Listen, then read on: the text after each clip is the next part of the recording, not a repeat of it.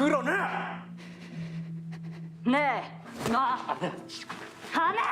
수술할 거라고! 그만 좀. 내 수술이야! 그 충동.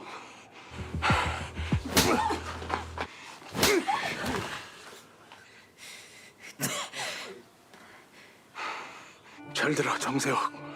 내가 그렇게 만들 거니까 그 수술방에 못 들어가게 될 거야. 다시는.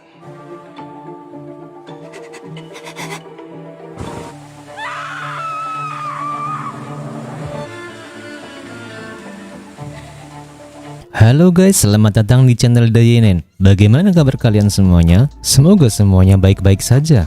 Kali ini saya akan membahas drama terbaru yang berjudul Hyper Knife yang dirilis pada tanggal 19 Maret 2025 kemarin, yaitu drama Korea yang bergenre thriller medis yang mengisahkan persaingan sengit antara dua ahli bedah syaraf jenius, Dr. Jung Seok dan mantan mentornya, Dr. Choi Duk-hee namanya. Dr. Jung Seok diperankan oleh Park Eun Bin, yaitu seorang ahli bedah saraf brilian yang kehilangan lisensi medisnya akibat tragedi masa lalu. Terpaksa beroperasi di dunia bawah tanah, ia melakukan operasi ilegal dengan tujuan mendorong batas-batas ilmu syaraf. Pertemuannya kembali dengan Dr. Choi Duk-hee diperankan oleh Sul Gyung-gu, membuka kembali luka lama dan memicu permainan berbahaya yang penuh dengan kekuasaan dan balas dendam. Selain Park Eun Bin dan Sul Kyung-gu, drama ini juga dibintangi oleh Yeon Chang-yong sebagai Seo Yong-ju, sekutu setia Dr. Jun Seok, dan Park Eun Bin sebagai Han Hyun-ho, seorang ahli anestesi. Drama ini disutradarai oleh Kim Jung-hyun dan ditulis oleh Kim Sun-hye.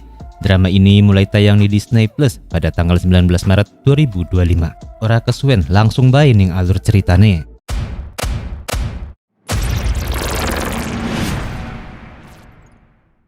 Cerita dimulai di malam yang gelap dengan hujan yang cukup deras. Sebuah mobil ambulan dan beberapa mobil lainnya tampak membawa seorang pasien. Namun alih-alih menuju rumah sakit, mereka justru menuju sebuah gedung yang sangat misterius. Ternyata di tempat itu akan dilakukan operasi ilegal terhadap seorang ketua gangster. Dan yang mengoperasi di sini bukan dokter biasa. Dia adalah Jung Seok namanya, seorang dokter jenius yang izin prakteknya telah dicabut. Meskipun begitu, dia tetap melakukan operasi-operasi ilegal seperti ini. Dalam aksinya, ia dibantu oleh dua orang, yaitu Dr. Han Hyun-ho dan seorang mahasiswa keperawatan bernama So Young-ju. Jung Seok sendiri memiliki ciri khas unik, yaitu sebuah tato di belakang lehernya dengan bergambarkan otak yang melambangkan hidup dan mati. Malam itu operasinya berjalan dengan lancar tanpa kendala apapun.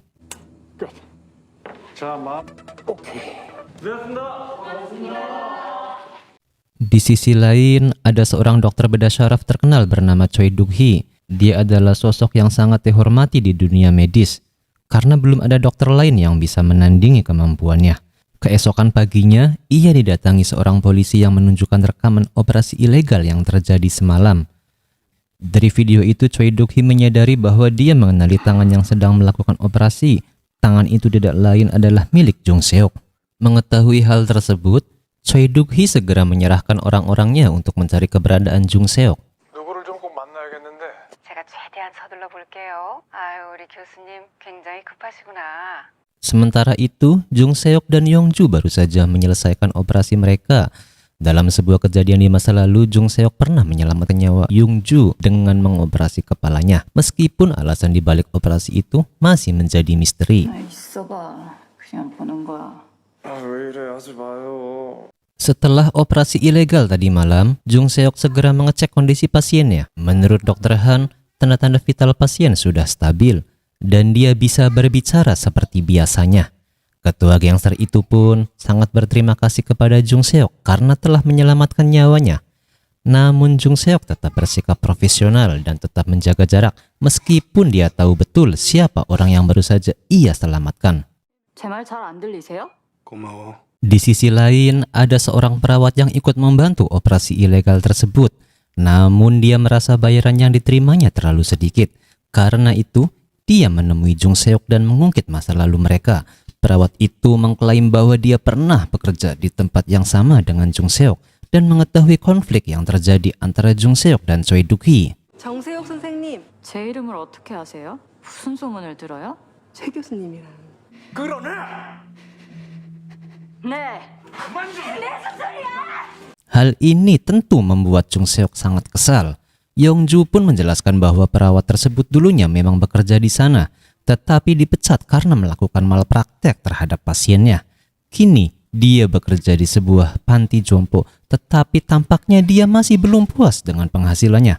Demi mendapatkan lebih banyak uang, perawat itu nekat membius ketua gangster tersebut dan mengancam Jung Seok. 할머니 할아버지 노인네들한테 Dia menuntut bayaran yang lebih besar dengan dalih bahwa Jung Seok telah melakukan malpraktek karena tidak memiliki izin praktek. Jika permintaannya tidak dipenuhi, dia akan menyebarkan informasi mengenai operasi ilegal tersebut. 본인 안전 위해서 내 입 막아야죠. Sementara itu, Choi Duk-hee masih terus berusaha melacak keberadaan Jung Seok. Ia menemui seseorang yang mengetahui tentang operasi ilegal tersebut dan bahkan yang menawarkan pekerjaan kepada Jung Seok. Namun informasi yang diberikan tidak terlalu rinci. 저하고는 상관없는 겁니다. 제가 갖고 있던 건 맞는데 Di saat yang sama, Choi Duk-hee tiba-tiba merasa sakit yang sangat luar biasa. Ternyata dia mengidap penyakit serius yang semakin hari semakin parah. Itulah alasan mengapa dia begitu gigih mencari Jung Seok, karena dia butuh pertolongannya. Selama ini dia hanya bisa mengandalkan obat-obatan yang menahan rasa sakit tanpa ada harapan untuk sembuh total.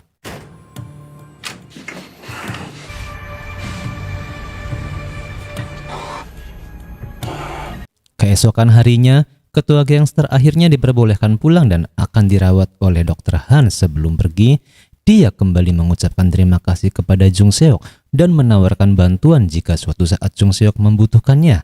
Namun Jung Seok dengan tegas menolak bahwa urus saja urusan masing-masing dan tidak mau berutang budi kepada siapapun. 제 도움이 필요하시면 어떤 문제라도 상관없으니 자기가 해결해야죠. 자기 문제는. Setelah semuanya beres, ketua gangster langsung dibawa oleh Dr. Han untuk mendapatkan perawatan lebih lanjut. Sementara itu, perawat yang sebelumnya memprotes Jung Seok masih penasaran tentang dirinya. Dia pun bertanya kepada So Young-ju bahwa dia memang benar bekerja dengan Jung Seok dan sering membantunya dalam setiap melakukan operasi. Setelah memberikan jawaban itu, Young-ju langsung pergi. 아가씨 관련된 거 다 합니다. 운전도 하고 청소도 하고 빨래도 하고 Perawat itu pun mengambil minuman karena merasa haus. Namun begitu dia meneguknya, sesuatu yang aneh pun mulai terjadi pada tubuhnya. Di sisi lain, Jung Seok meminta Young-ju untuk mengantarkan sebuah paket yang tertinggal milik Dr. Han. Dan Jung Seok memberikan perintah bahwa paket itu jangan sampai dibuka, nanti bisa terkontaminasi. Sementara itu, Jung Seok juga menyuruh salah satu anak buahnya untuk beristirahat. Setelah semua orang pergi, inilah saatnya Jung Seok memberikan pelajaran kepada sang perawat. Tak lama setelah menengguk minumannya, perawat itu pun tiba-tiba jatuh pingsan. Ketika sadar kembali, dia masih dalam keadaan setengah sadar dan kebingungan. Di perjalanan, Young-ju pun tiba-tiba merasa ada yang janggal. Ia mencurigakan bahwa Jung Seok telah berbohong kepadanya. Dengan penuh rasa penasaran, dia memeriksa isi paket yang diminta untuk tidak dibuka tadi, dan ternyata dugaannya sangat benar sekali bahwa paket itu bukan sekedar barang biasa.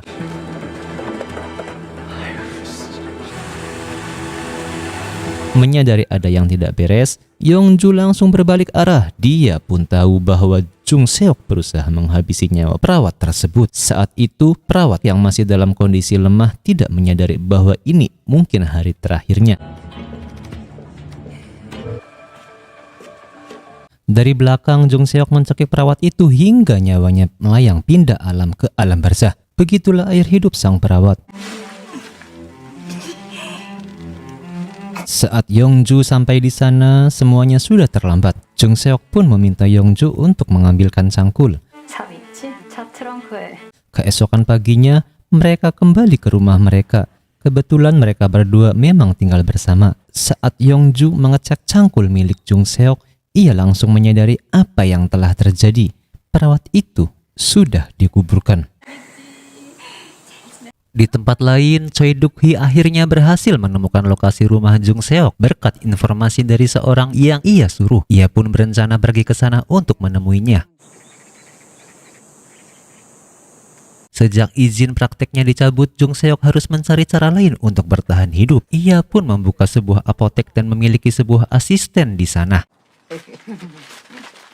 Namun hampir setiap hari ia merasa diawasi. Ada seseorang yang terus memantau gerak-geriknya dan orang itu juga dalam pengawasan polisi. Meskipun begitu, Jung Seok sama sekali tidak takut. Namun polisi mengira dia merasa terganggu dan datang untuk membantunya agar tidak terus diintai. 그럼 먼저 가보겠습니다. 네, 가세요. Saat tiba di rumah, Jung Seok tiba-tiba menerima telepon dari Choi Duk-hee. Mendengar suara itu, emosinya langsung memuncak. Ingatan akan kejadian di masa lalu kembali terlintas di kepalanya. 네. Kita flashback ke masa lalu saat Choi Duk-hee sedang mengoperasi pasiennya. Choi Duk-hee tiba-tiba memerintahkan untuk menghentikan operasi yang sedang berlangsung. Amarah Jung Seok sudah tak terbendung lagi. Jung Seok bahkan sempat berusaha menghabisi nyawa Choi Duk-hee karena insiden tersebut. Akibatnya ia mendapatkan tamparan keras dari Choi Duk-hee. Sejak saat itu izin prakteknya benar-benar dicabut. Jung Seok tak pernah bisa melupakan kejadian itu. Ia bahkan sempat berlutut di bawah hujan memohon pengampunan, tetapi Choi Duk-hee tetap tak peduli sedikit pun. Sejak hari itu kebenciannya kepada Choi Duk-hee semakin membara dan ia bersumpah akan membalas dendam suatu hari nanti. Hari itu setelah sekian lama Choi Duk-hee akhirnya datang ke rumahnya. Jung Seok berusaha menahan emosinya dan meminta Yongju untuk masuk ke kamar. Saat bertemu, Choi Duk-hee mengungkapkan tujuannya. Dia mengidap penyakit serius dan meminta bantuan Jung Seok untuk mengoperasinya. Sebagai imbalan, ia berjanji akan mengembalikan izin praktek Jung Seok. Namun tawaran itu langsung ditolak mentah-mentah. Jung Seok merasa hidup dan karirnya sudah hancur karena Choi Duk-hee. Dan sekarang tiba-tiba orang yang menghancurkannya justru datang untuk meminta bantuan. 그렇게 꼴 보기 싫으면 싹 다 다른 거라고요. 아예 아무것도 못하게 잘라버리지 그래요? Saat Choi Duk-hee hendak pergi, penyakitnya kembali kambuh. Tangannya gemetar saat mencoba mengambil obat, tetapi obat itu justru jatuh ke lantai. Jung Seok keluar dari rumahnya dan memandang Choi Duk-hee dengan tatapan dingin. Sebagai balas dendam, ia menginjak dan menghancurkan obat tersebut. Sama seperti yang dilakukan Choi Duk-hee kepadanya pada waktu itu. Choi Duk-hee hanya bisa melihat Jung Seok dengan mata penuh ketakutan. Jung Seok yang kini dikuasai amarah tak bisa lagi mengendalikan dirinya sendiri.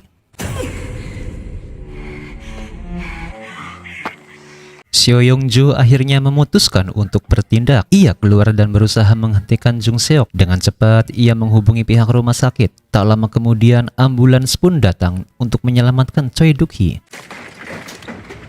Beberapa tahun yang lalu ketika Jung Seok masih menjadi mahasiswa kedokteran di salah satu universitas terkenal di Korea, ia mengambil spesialis bedah syaraf. Sejak awal ia sudah sangat mengidolakan Choi Duk-hee. Saat itu Duk-hee tinggal di Boston, tetapi ketika ia kembali ke negaranya untuk mengabdi, Jung Seok tidak menyia-nyiakan kesempatan. Ia langsung menemui Duk-hee dan menunjukkan kemampuannya. Ternyata Duk-hee mengakui bakatnya. Jung Seok bahkan mendapatkan nilai sempurna dalam ujian yang diberikan Duk-hee. Karena itu ia dengan penuh semangat meminta untuk menjadi muridnya dan berjanji akan mendedikasikan hidupnya sebagai seorang dokter. Melihat tekad yang kuat dari Jung Seok, akhirnya Duk-hee menerima sebagai anak didiknya. Sementara itu kondisi Duk-hee yang sempat kritis kini mulai membaik. Ia pun menemui Dr. Han untuk meminta bantuan agar bisa membujuk Jung Seok melakukan operasi. Dr. Han awalnya enggan karena ia tahu Jung Seok pasti akan menolak. Namun tetap saja ia akan mencobanya. Benar saja, Jung Seok dengan tegas menolak bahkan ketika Dr. Han membujuknya, mengatakan bahwa ini bisa menjadi kesempatan untuk mendapatkan izin praktik kembali.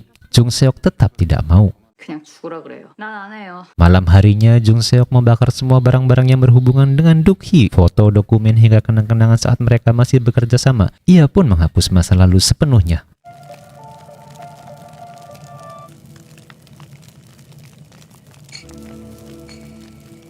Sementara itu, Seo Yong-ju yang sedang membawa beberapa barang dari gudang menemukan sesuatu yang mengejutkan. Foto-foto yang menunjukkan betapa akrabnya dulu hubungan antara Jung Seok dan Choi Duk-hee. Dalam foto itu terlihat jelas bagaimana Jung Seok sangat menghormati Choi Duk-hee.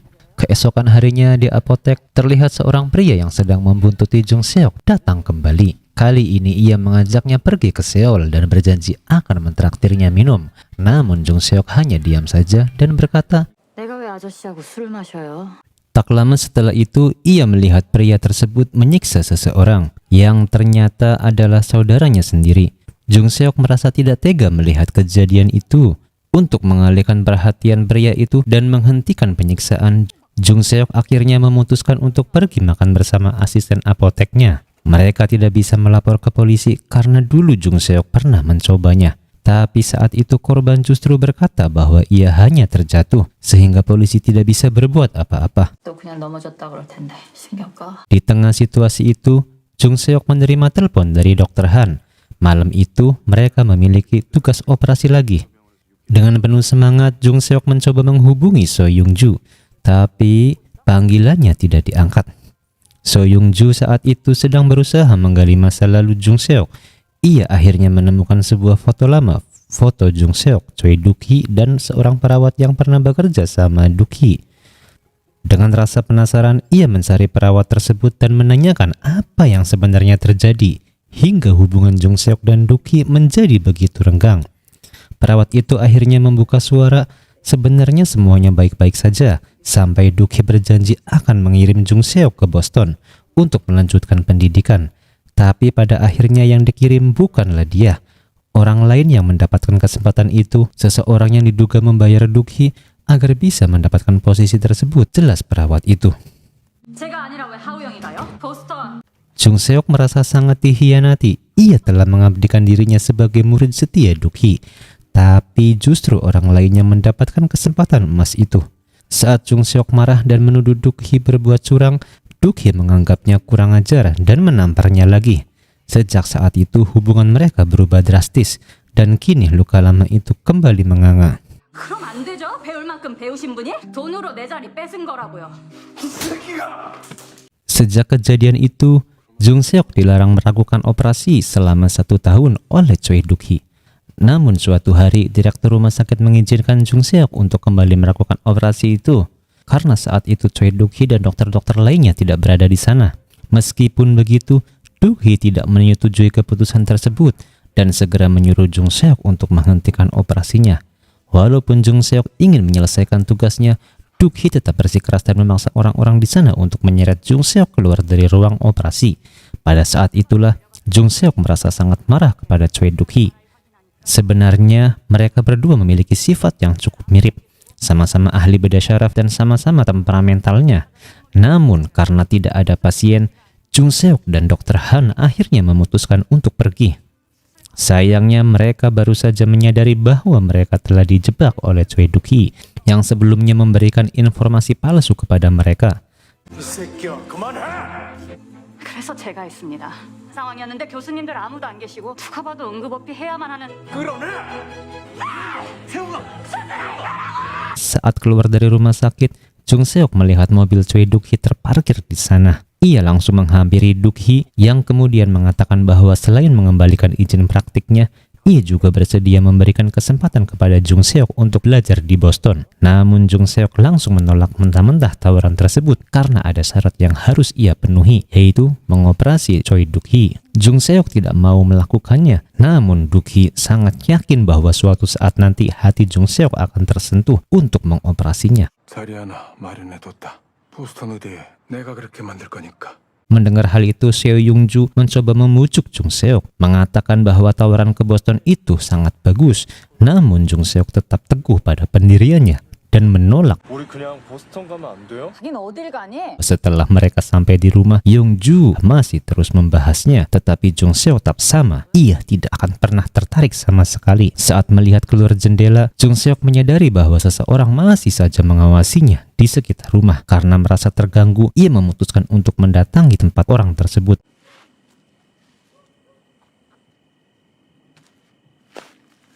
Ia pergi ke kedai dengan niat menghabisi penguntit itu. Namun Yongju berusaha untuk menenangkannya, mengatakan bahwa ia sendiri sedang sibuk dengan tugas kuliah dan meminta Jung Seok menahan emosinya setidaknya untuk hari itu. Lalu mereka pun kembali pulang. Keesokan harinya, Jung Seok kembali pergi ke tempat kedai biasa ia makan. Saat sampai di sana, ia menyadari bahwa kondisi pemilik kedai, seorang perempuan, semakin memburuk. Jung Seok tidak bisa terus-menerus membiarkan hal ini terjadi, terutama pada perempuan itu selalu disiksa oleh saudaranya setiap hari. Untuk mencari cara menghentikan kejadian ini, Jung Seok sengaja berpura-pura meninggalkan payungnya di kedai. Tak lama kemudian, saudara laki-laki perempuan itu mengambil payungnya dan menghampiri Jung Seok. Tanpa diduga, pria itu mengajak Jung Seok untuk pergi kencan. Jung Seok pun berpura-pura menerima ajakan itu dan berkata, 축하주 한 잔 사야겠네. 발질 뗐다니까. apa yang pria itu tidak tahu adalah Jung Seok sudah menyiapkan rencana licik. Ia telah menyiapkan minuman yang telah dicampur dengan sesuatu. Keesokan harinya, Jung Seok menjemput pria itu. Dan begitu ia masuk ke dalam mobil, Jung Seok menawarkan minuman tersebut. Tanpa curiga, pria itu langsung meminumnya. Tak butuh waktu lama, pria itu mulai merasa lemas. Pikirannya pun melayang-layang dan akhirnya ia pun pingsan.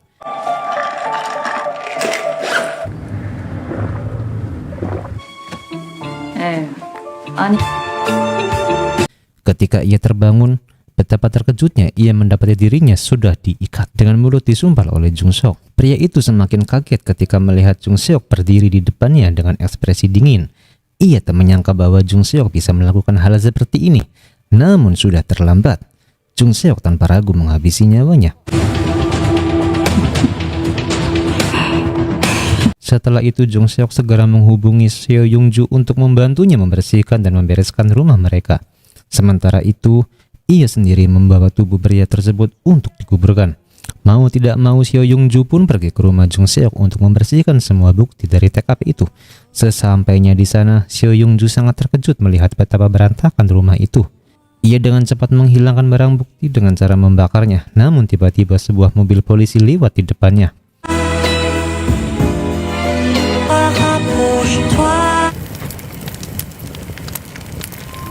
Polisi yang merasa curiga dengan asap pembakaran tersebut mendekati rumah untuk memeriksanya. Seo Yung Ju pun mulai panik.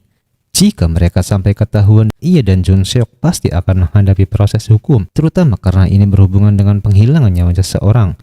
Sementara itu, Jung Seok telah berusaha menguburkan tubuh pria tadi, tiba-tiba mendengar suara langkah seseorang mendekat. Ia pun bersiap untuk menyerang, namun saat ia keluar, ia sangat terkejut. Yang berdiri di depannya adalah Choi Duk-hee. Cerita kembali saat Jung Seok masih menjadi mahasiswa kedokteran. Suatu hari ia sedang berjalan santai di sekitar kampus. Sebuah mobil Rolls Royce berhenti di dekatnya. Dari dalam mobil, seorang bapak dan anaknya bertanya kepada Jung Seok tentang lokasi rumah sakit sebelah mana. Jung Seok dengan sikap dinginnya dan tanpa sepatah kata pun hanya menunjukkan arah dengan telunjuknya. 저 병원 가려면 어디로 가요? Namun di sini rasa penasarannya Jung Seok kembali terusik karena mobil mewah seperti itu tentu milik orang kaya, orang penting, yang mana sebelumnya Jung Seok belum pernah melihat mobil tersebut dan kedua orang itu tampak asing. Tanpa masuk ke dalam kampus dulu, ia pun kemudian mengamati dari kejauhan ketika sang pria berbincang dengan Dr. Choi. Saat itu teman sekaligus asisten Dr. Choi bernama Ha Uyong, ini dia orangnya. Dia pun datang menghampiri Jung Seok dan menjelaskan bahwa pria tersebut adalah teman seangkatan Dr. Choi pada tahun 84. Yang kini tinggal di LA, dan diketahui bahwa bapak tersebut bernama Dr. Kim Myong Jin. Terdengar jelas ketika Choi Duk-hee menyapanya. Rupanya ia datang untuk menjalani operasi saraf karena mengidap meningioma yang hanya bisa dilakukan oleh Dr. Choi. Yang membuat Seok semakin penasaran adalah ekspresi Dr. Choi. Untuk pertama kalinya ia melihat dosennya itu tersenyum begitu lebar, yang menjadi tanda tanya besar sekaligus penasaran dalam diri Jung Seok. Apa yang sebenarnya Choi Duk-hee telah rencanakan sehingga terasa begitu senang.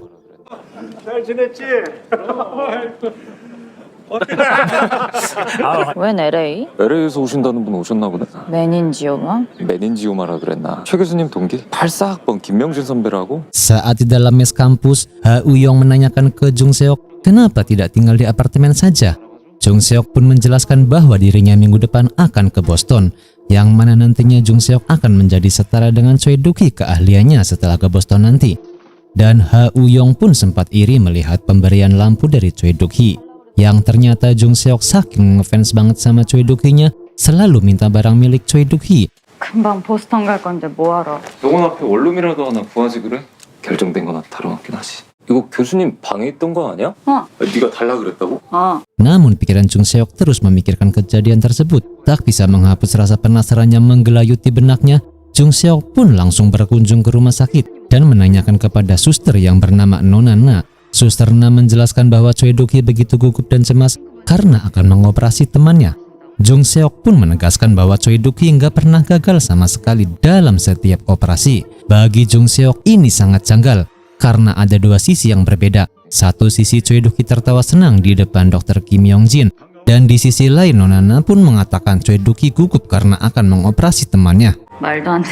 선생님이 긴장하신다고요? 많이 긴장되시는 모양이에요. 친구분 수술하려니까 친구분이니까 그만큼 걱정되시는 거죠. 선생님 이제까지 한 번도 미스낸 적 없어요.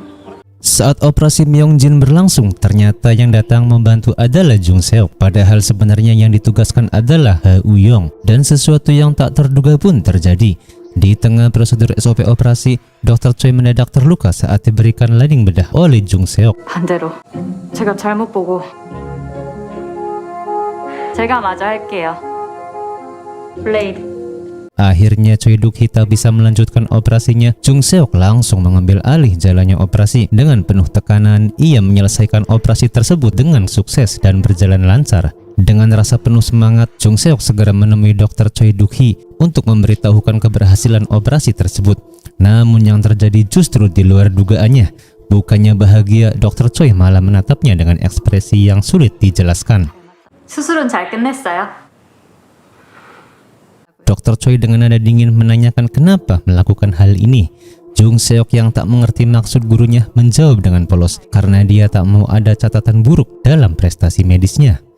Wajah Dr. Choi seketika berubah. Ada penyesalan yang begitu dalam di matanya. Tanpa sepatah kata pun ia berbalik pergi begitu saja, dan Jung Seok pun dilarang mengikutinya. 안 어울리니까. 선생님 이력에 의료사고는 싫어 죽겠는 표정으로. 선생님 그러셨어요. Scene beralih di masa sekarang. Kini Jung Seok bukan lagi mahasiswa kedokteran yang ambisius. Ia telah berubah menjadi seorang psikopat yang jauh berbeda. Di tengah malam di sebuah area terpencil, Jung Seok sedang menggali tanah untuk menguburkan mayat seorang pemuda yang selalu mengawasi Jung Seok dari kedai. Saat itu pula Dr. Choi Duk-hee muncul dan memergokinya. Namun yang mengejutkan, tak ada ketegangan di antara mereka. Jung Seok tetap melanjutkan pekerjaannya dengan wajah datar. Sementara Dr. Choi Duk-hee hanya menghela nafas seolah sudah terbiasa dengan pemandangan ini. Choi Duk-hee pun menjelaskan bahwa jika ingin hidup Jung Seok berubah, maka dia harus pergi ke Boston, dan Choi Duk-hee pun sanggup untuk mengabulkannya. Namun Jung Seok menatapnya tanpa ekspresi apapun. Bagi Jung Seok itu tidak gratis dan dia harus mengoperasi Choi Duk-hee. Walaupun tawaran itu bukan pertama kalinya ia dengar, Choi Duk-hee tetap membujuknya. Bagi Jung Seok, hidupnya sudah hancur sejak lama, sejak Dr. Choi membuangnya begitu saja. 그래서 미련도 없거든요. Pembicaraan mereka terhenti ketika terdengar suara seseorang memanggil nama Dr. Choi, yaitu Miss Ra, asistennya Dr. Choi, sekaligus rekannya, yang khawatir karena sang dokter tak kunjung kembali. Dengan buru-buru Dr. Choi menghubungi Miss Ra dan menyuruhnya untuk tidak mencarinya. Dan Choi Duk-hee pun menjelaskan sudah ketemu dengan Jung Seok dan dia sedang menguburkan anjingnya. 나한테 피해주지 말고 알아서 해결해요. Keesokan harinya, saat sedang makan di restoran, Jung Seok melihat beberapa polisi bertanya kepada seorang wanita, yaitu kakak dari pemuda di kedai yang ia kubur semalam. Kakak itu tampak panik karena adiknya hilang tanpa jejak. Seo Young-ju, asisten Jung Seok, mulai gelisah. Namun Jung Seok hanya tersenyum sinis dan dia terasa senang. 더욱 조심하시라고요. 누굴 보고 조심하라는 거야, 저 사람? 나 진짜 너무너무 행복해.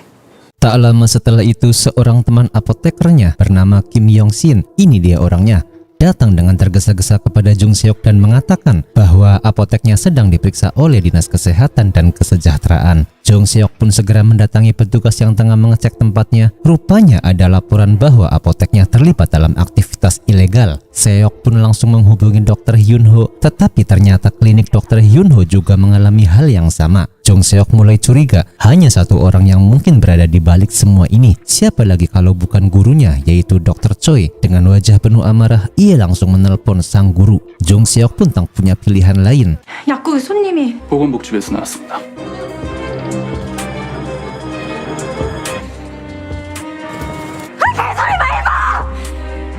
도착하면 연락해라.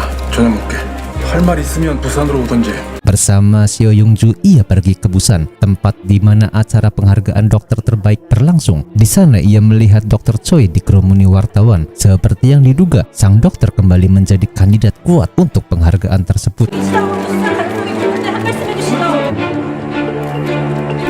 Saat pergi ke toilet, Jung Seok pun tak sengaja mendengar percakapan tiga wanita yang tengah bergosip tentang Nyonya Ichida, yaitu CEO yayasan sekaligus sponsor utama acara tersebut. Mereka mengatakan bahwa anaknya sakit parah, mengidap tumor otak. Semua dokter saraf pun bilang operasinya terlalu beresiko. Mendengar semua itu, ia mulai menyadari satu hal, ada sesuatu yang lebih besar sedang terjadi. Sesuatu yang melibatkan Dr. Choi, dirinya, dan rahasia kelam yang selama ini tersimpan rapat. 아들이 오늘 내일 해. 인터뷰할 정신 없을 거야. Mendengar kabar tentang Nyonya Ishida, Jung Seok segera mencari tahu latar belakang wanita itu. Betapa terkejutnya ia saat menyadari bahwa ia pernah bertemu dengannya saat masih menjadi asisten Dr. Choi.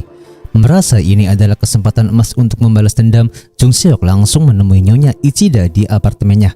Tanpa basa-basi, ia memperlihatkan sebuah video rekaman ketika ia sukses melakukan operasi syaraf pada seorang bocah dengan kondisi yang sama seperti anak Nyonya Ichida.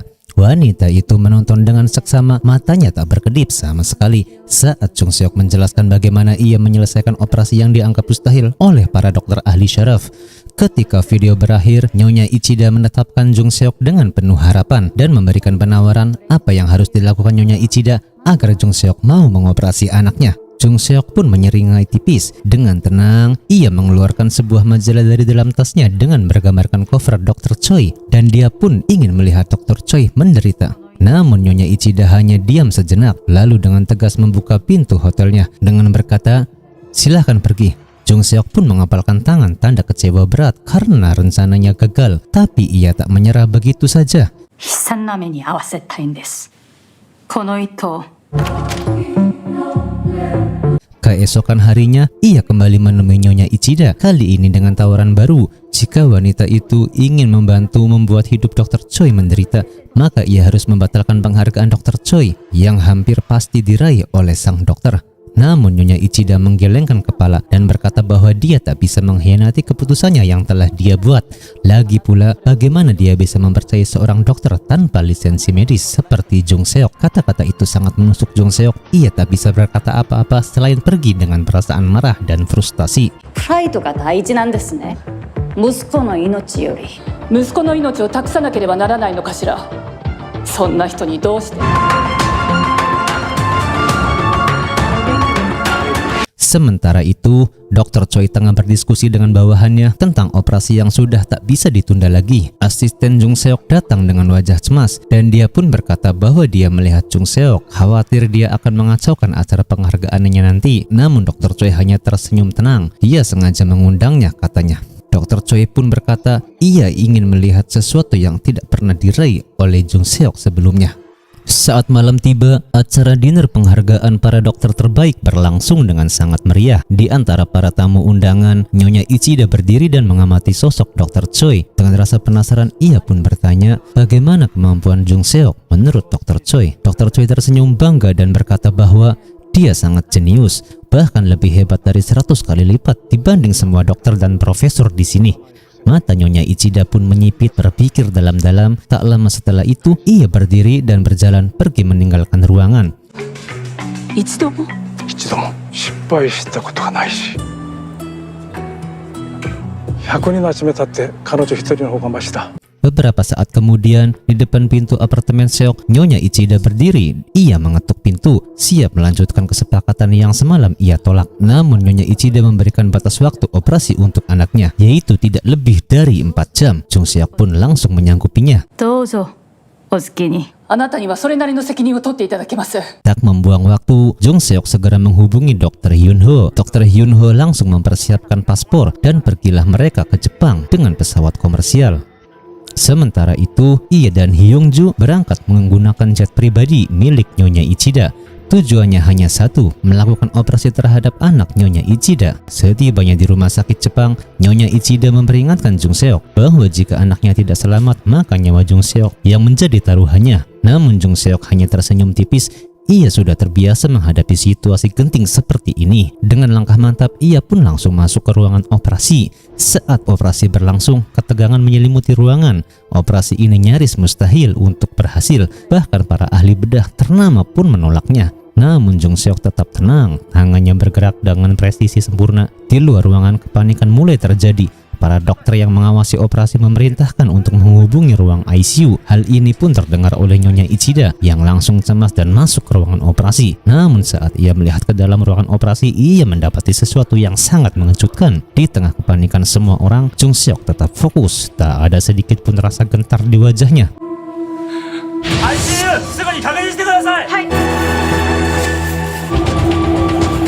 Sementara itu, di acara penghargaan para tamu sudah yakin bahwa Dr. Choi Duk-hee akan kembali memenangkan penghargaan dokter terbaik. Namun mereka terkejut ketika nama pemenangnya bukanlah Dr. Choi.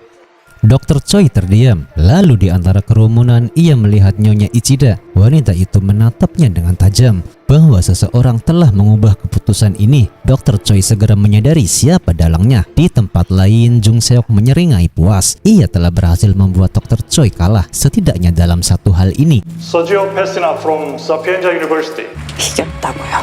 Saat hendak pergi, seseorang pria tiba-tiba menghampirinya. Dia pun mengatakan bahwa namanya adalah Kion. Dia pun mengatakan bahwa ayahnya dulu pernah dioperasi oleh Jung Seok, pemilik mobil Rolls Royce. Mendengar nama itu, Jung Seok teringat akan kejadian yang bertahun-tahun lalu. Mereka mulai mengobrol. Dan dari sana Jung Seok mengetahui bahwa sesuatu yang sangat mengejutkan telah terjadi. Setelah ayah Kion sembuh, ia menghilang begitu saja. Ia hanya sempat mengatakan kepada putranya bahwa ia ingin hidup bebas. Sejak saat itu, Kion tak pernah kembali lagi bertemu dengannya. Jung Seok pun langsung merasa ada yang janggal. Ia segera menemui Dr. Choi Duk-hee untuk mencari jawabannya. Dr. Choi Duk-hee berdiri di tepi pantai menunggu Jung Seok. Ia mengingat kembali percakapannya dengan Nyonya Ichida. Percakapan yang sebelumnya tak diketahui oleh siapapun. Ternyata dialah yang meyakinkan Nyonya Ichida untuk mempercayai Jung Seok meskipun taruhannya adalah nama baiknya sendiri. Ketika Jung Seok akhirnya tiba, ia menatap gurunya dengan penuh kemenangan bahwa dia sudah mempermalukan gurunya dan sekarang Jung Seok ingin melihat jawabannya. Jung Seok kemudian menanyakan tentang ayah Kion, teman lama Dr. Choi yaitu Kim Yong Jin. Namun jawabannya yang ia terima membuatnya sangat terkejut. Dr. Choi mengakui bahwa alasan ia dulu membuang Jung Seok adalah karena Jung Seok telah menggagalkan rencananya. Dr. Choi Duk-hee pun sebenarnya ingin menghilangkan ayah Kion di meja operasi dengan dalih kegagalan prosedur. Jung Seok pun terdiam. Semua potongan puzzle dalam pikirannya kini mulai tersambung. Dr. Choi tak menjawab lebih lanjut. Ia segera pergi meninggalkan Jung Seok yang masih berusaha mencerna kenyataan itu. Tak lama setelah itu, Dr. Choi menemui petugas kepolisian. Ia sudah membuat janji sebelumnya untuk membahas sebuah video operasi ilegal yang baru-baru ini ditemukan. Video itu direkam di sebuah gedung kosong tempat Jung Seok pernah melakukan operasi kepada seorang ketua gangster. Saat tim kepolisian menyelidiki area tersebut, seorang anjing pelacak tiba-tiba menemukan sesuatu yang sangat mencurigakan di bawah tumpukan tanah. Ketika tanah itu digali, semua orang terperanjat. Mereka menemukan jasad seorang perawat yang pernah bekerja dengan Jung Seok. Dr. Choi memejamkan matanya sejenak. Ia sudah tahu siapa pelakunya dan kini semua kebenaran akhirnya mulai terungkap. Dr. Choi Duk-hee pun tampaknya sudah mengetahui kebiasaan Jung Seok dalam menghabisi orang yang dianggapnya tidak layak untuk hidup. Hal ini dikarenakan kejadian serupa pernah terjadi di masa lalu ketika Jung Seok masih menjadi muridnya. Jung Seok dikenal sebagai murid yang sangat pintar, jenius, antusias, dan tidak pernah bolos saat operasi. Tetapi suatu hari ia tiba-tiba meminta izin untuk tidak ikut serta. Hal ini membuat Dr. Choi curiga, apalagi setelah melihat wajah Jung Seok yang terluka. Karena penasaran, Dr. Choi meminta asistennya membawanya ke rumah Jung Seok. Saat berbincang bertiga dengan Ha Uyong, Dr. Choi mencoba mencari tahu penyebab luka di wajah Jung Seok. Ia kemudian meminta Ha Uyong untuk pergi ke apotek untuk membeli obat, sehingga ia bisa berbicara berdua dengan Jung Seok. Saat ditanya, Jung Seok awalnya berbohong. Tetapi akhirnya Dr. Choi menemukan jasad seorang pria yang telah dibunuh oleh Jung Seok. Jung Seok pun sendiri mengakui bahwa ia membunuh pria itu karena pria tersebut mencoba menyerangnya saat pulang dari rumah sakit. Namun yang mengejutkan, Dr. Choi justru membiarkan Jung Seok begitu saja. Meski alasannya tidak jelas, Jung Seok pun merasa berterima kasih atas sikap Dr. Choi saat itu. Di masa kini, tempat ditemukannya jasad seorang suster mulai ramai dengan petugas forensik dan warga sekitar sudah mulai penasaran. Jung Seok dan Ha Uyong pun ada di sana. Namun bukannya takut identitasnya sebagai dokter gelap terbongkar, Jung Seok justru merasa tertantang untuk melihat apakah polisi bisa mengungkap dirinya. Sementara itu, Dr. Choi yang berada di tempat kejadian dipanggil oleh Detektif Wan. Setelah Jung Seok terlihat bermain dengan anjing pelacak milik kepolisian, Dr. Choi pun membawa Jung Seok ke tempat lain untuk berbicara lebih lanjut. Dengan santainya Jung Seok mengakui semua perbuatannya, membuat Dr. Choi begitu kesal dengan sikap sembrono Jung Seok. Ia bahkan menyebut Jung Seok sebagai orang yang menyedihkan. Jung Seok tidak terima dan membalas dengan mengatakan bahwa Dr. Choi Duk-hee lebih buruk darinya karena ia hanya membunuh orang yang tidak layak untuk hidup, sedangkan Dr. Choi pernah membunuh ayah Kyung yang merupakan temannya sendiri. Mendengar hal itu, Dr. Choi terdiam seolah tidak bisa terbantahkan. Sementara itu, Jung Seok, Dr. Hyun Ho, dan Hyung Ju sedang mengadakan bakti sosial. Jung Seok juga mengundang Kyung untuk membahas hilangnya ayah Kyung. Dari informasi yang didapat, ayah Kyung terakhir kali terlihat di sebuah rumah sakit jiwa yang kini telah ditutup. Di tempat lain, Dr. Choi sedang makan dengan para detektif, termasuk Detektif Wan, yang mengungkapkan bukti penting bahwa ada sehelai bulu yang ditemukan. Melihat bukti tersebut, wajah Dr. Choi berubah, menyadari bahwa polisi mungkin akan segera mengarah ke Jung Seok. Jung Seok dan Kyung kemudian pergi ke rumah sakit untuk mencari informasi mengenai ayah Kyung. Mereka bertemu dengan mantan petugas yang pernah bekerja di sana. Namun karena nama ayah Kyung terdaftar dengan nama yang berbeda, Kyung mulai meragukan informasi yang diberikan. Jung Seok lalu menunjukkan foto Dr. Choi kepada mantan petugas, tetapi petugas itu tampak takut dan tidak mau menjawab. Saat mencari berkas lama, Jung Seok menggunakan kecerdasannya untuk mendapatkan bukti bahwa mantan petugas itu benar-benar pernah melihat ayah Kyung. Akhirnya petugas itu menghubungi seseorang untuk mengirimkan foto lama yang menunjukkan pasien di rumah sakit. Di tempat lain, seorang kenalan Dr. Choi bernama Misra berbincang dengan petugas forensik yang menangani kasus suster yang terbunuh. Misra mendapatkan informasi bahwa bulu yang ditemukan di tubuh suster berasal dari anjing pelacak peliharaan Jung Seok. Menyadari bahwa identitas Jung Seok mungkin segera terbongkar, Dr. Choi mulai memikirkan cara untuk mencegahnya. Ia pun kembali mengingatkan bahwa Jung Seok dulu sangat antusias dalam mempelajari operasi tanpa henti.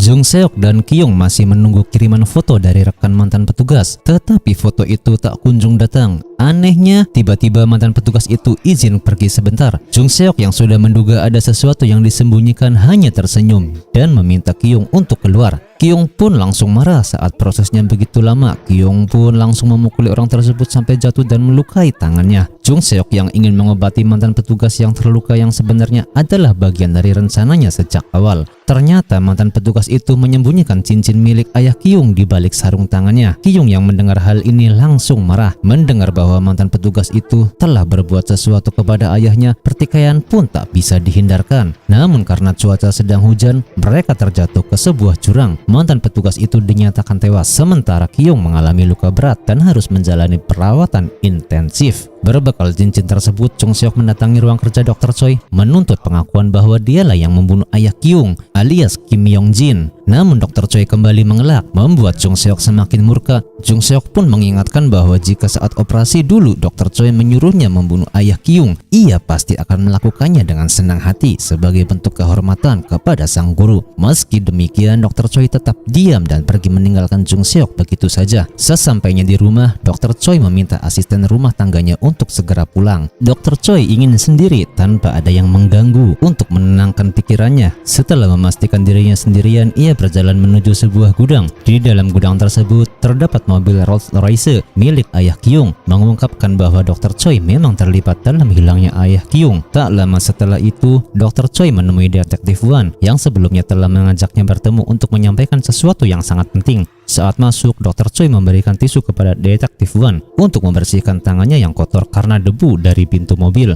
Dengan santainya, Detektif Wan menerima tisu tersebut. Ia lalu mengungkapkan bahwa bukti bulu anjing yang ditemukan di tubuh suster mengarah pada spesies anjing yang dipelihara oleh Jung Seok, yaitu anjing Rottweilers. Namun tak lama setelah itu, Detektif Wan mulai merasa pusing dan lemas. Rupanya Dr. Choi telah menaruh obat bius di tisu tersebut, membuat kita bertanya-tanya tentang tujuannya. Apakah Dr. Choi melakukan ini demi melindungi Jung Seok agar identitasnya tak terungkap? Apakah ia membutuhkan Jung Seok untuk melakukan operasi kepadanya? Ataukah ada alasan lain di balik semua tindakannya? Yang jelas, Dr. Choi adalah dalang di balik hilangnya ayah Kyung. Dulu ketika ayah Kyung berpamitan, ia sebenarnya berada di bawah ancaman Dr. Choi Duk-hee. Kita diperlihatkan bahwa hilangnya ayah Kyung adalah Dr. Choi Duk-hee, yang mana setelah berbicara di telepon dengan Kyung, Choi Duk-hee langsung menusuk leher Kim Yong-jin. Namun kejadian tak berhenti di situ. Ayah Kyung sempat keluar dari mobil dan terjatuh ke jurang. Di saat genting itu, Misra, orang kepercayaan Choi Duk-hee, berusaha untuk menyelamatkannya. Karena itulah Misra mengetahui persis apa yang telah dilakukan Dr. Choi Duk-hee. Ternyata ayah Kyung berhasil selamat dari insiden tersebut. Dia mengalami kerusakan saraf parah hingga kehilangan ingatannya, bahkan namanya sendiri tak ingat. Dan dia ditempatkan di sebuah yayasan dan mengganti namanya sebagai seorang tunawisma agar tidak mudah dikenali. Dan berita mengejutkannya adalah 3 bulan yang lalu Kim Yong-jin menghembuskan nafas terakhirnya dan abu pembakarannya diserahkan ke Dr. Choi Duk-hee. Namun fakta ini sengaja dirahasiakan dari Kyung oleh Misra dan Choi Duk-hee sendiri. Jung Seok mencoba menenangkan pikirannya dengan berburu di hutan. Ia berburu babi hutan untuk menghilangkan rasa kecewa dan kesalnya. Saat berbicara dengan Seo Yong-ju, Jung Seok akhirnya mengungkapkan alasan sebenarnya di balik suasana hatinya yang buruk saat ini. Sementara itu, Jung Seok dipanggil ke kantor polisi untuk memberikan keterangan terkait hilangnya Kyung. Dalam interogasi, Jung Seok menegaskan bahwa Kyung sama sekali tidak bersalah. Justru orang yang kehilangan nyawanya itulah yang bertanggung jawab atas kejadian ini. Karena Kyung hanya berusaha membela diri, namun kondisi Kyung saat ini sangat kritis. Secara mengejutkan, Dr. Choi Duk-hee datang untuk mengunjungi Kyung. Jung Seok curiga bahwa tujuan Choi Duk-hee adalah untuk menghabisi Kyung. Di sisi lain, Dr. Choi Duk-hee memberitahu Jung Seok bahwa polisi sedang mencarinya. Mereka menemukan bukti bulu anjing milik Jung Seok di jasad seorang perempuan yang diduga telah dibunuh olehnya. Meski begitu, Jung Seok menegaskan bahwa ia bisa mengurus masalahnya sendiri dan menolak melibatkan Choi Duk-hee dalam kasus ayah Kyung ini. Ia bahkan dengan tegas menyatakan bahwa ia muak dan tak ingin bertemu lagi dengan Choi Duk-hee. Di kantor polisi, penyelidikan semakin mendalam. Mereka mencoba melacak keberadaan Detektif Lee yang terakhir kali terlihat bersama Dr. Choi Duk-hee. Namun hingga kini Detektif Lee masih belum ditemukan. Saat menelusuri data panggilan terakhir Detektif Lee, mereka menemukan sesuatu yang mencurigakan. Panggilan terakhirnya mengarah ke Dr. Choi Duk-hee. Kecurigaan ini pun semakin kuat. Seorang detektif kemudian menemui Choi Duk-hee untuk menanyakan tentang panggilan tersebut. Namun Choi Duk-hee berpura-pura tak tahu menahu. Dan sang detektif hanya menjawab, "Kami hanya melaksanakan tugas." Tak berhenti di situ, polisi pun menyelidiki keberadaan Dr. Choi Duk-hee pada malam itu. Mereka menghubungi seorang rekannya yang mengecek rumah Dr. Choi Duk-hee. Hasilnya tak ada bukti apapun yang menunjukkan bahwa Dr. Choi Duk-hee keluar rumah pada malam itu. Ia telah mengatur segalanya dengan rapi agar tidak dicurigai. Di tengah semua kekacauan ini, Dr. Han menemui Jung Seok. Ia mengatakan bahwa Seo Yong-ju sedang mengalami tekanan mental yang sangat berat. Jung Seok kemudian mengungkapkan sesuatu yang sangat mengejutkan. Di pikirannya sedang kacau, ia lebih memilih berada di tempat yang tenang. Bagi Jung Seok, hidup ini seakan seperti penjara. Ia bisa fokus pada dirinya sendiri, bisa makan, tidur, bahkan melakukan operasi setiap hari. Hanya itu yang ada di dalam pikiran Jung Seok, makan, tidur, dan melakukan operasi. Ia juga mengungkapkan kecintaannya pada ilmu syaraf, alasan mengapa ia memilih untuk belajar dan bekerja di bidang tersebut. Dr. Han pun mengingatkan bahwa Seo Yong-ju sangat peduli padanya. Seo Yong-ju sedang diliputi kekhawatiran tentang kondisi Jung Seok. Perasaannya campur aduk antara marah, peduli, dan cemas. Tapi bagaimana awal mula hubungan mereka terbentuk? Kita flashback ke masa lalu saat Seo Yong-ju didiagnosa mengidap tumor otak. Dr. Han memperkenalkannya pada seorang ahli bedah syaraf bernama Dr. Jung Seok. Dengan penuh keyakinan, Dr. Han mengatakan bahwa Jung Seok bisa menyelamatkannya. Namun saat itu Seo Yong-ju sudah pasrah. Dengan suara tenang, rapih, getir, ia berkata kepada Jung Seok, "Biarkan aku seperti ini. Aku tak ingin ditolong. Biarkan aku mati dengan perlahan." Namun Jung Seok tertinggal diam. Ia menolak permintaan Seo Yong-ju mentah-mentah. "Tidak bisa seperti itu. Kalau kau membiarkannya, rasa sakitnya akan semakin dalam dan kamu akan tersiksa sangat lama bertahun-tahun." Ia lalu menawarkan sebuah jalan keluar. Ia akan menyelamatkan hidup Seo Yong-ju dan setelah itu mereka akan bekerja sama menjadi partner kerja. Seo Yong-ju pun sempat terdiam, lalu dengan syarat tidak ingin merasakan sakit lagi, ia akhirnya setuju. Operasi pun dilakukan. Jung Seok menepati janjinya. Setelah masa penyembuhan, Seo Yong-ju benar-benar sembuh total tanpa rasa sakit, sesuai yang dijanjikan Jung Seok. Sejak saat itu, Seo Yong-ju merasa sangat berhutang budi dengan Jung Seok. Ia menyimpan rasa hormat, kagum, dan kesetiaan kepada Jung Seok yang telah menyelamatkan hidupnya. 정세욱 선생님. 가자. 지키실 거죠? 그럼 감사하지? Namun pada hari itu, suasana sangat berbeda. Seo Yong-ju terlihat di apotek, sengaja menghindari Jung Seok. Bukan berarti takut, melainkan karena masih menyimpan amarah. Ia butuh waktu sebelum hatinya kembali luluh. Di tengah emosinya yang belum reda, Seo Yong-ju didatangi oleh beberapa orang misterius. Tanpa banyak bicara, mereka menangkap dan membawanya pergi secara diam-diam.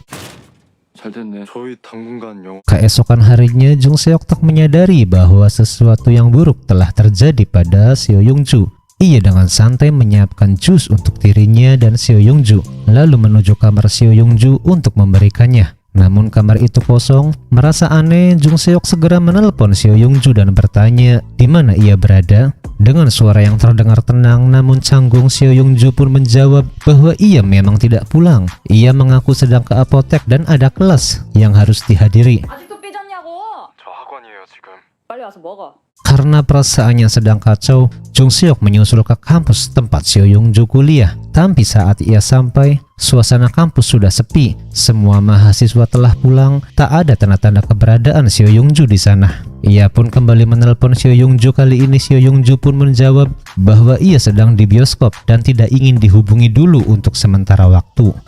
Namun kenyataannya jauh berbeda. Seo Yong-ju sebenarnya sedang ditahan dan dikurung oleh orang-orang yang menculiknya. Mereka menuduh Seo Yong-ju dan Jung Seok bekerja sama dalam sebuah kasus, yakni hilangnya seorang suster.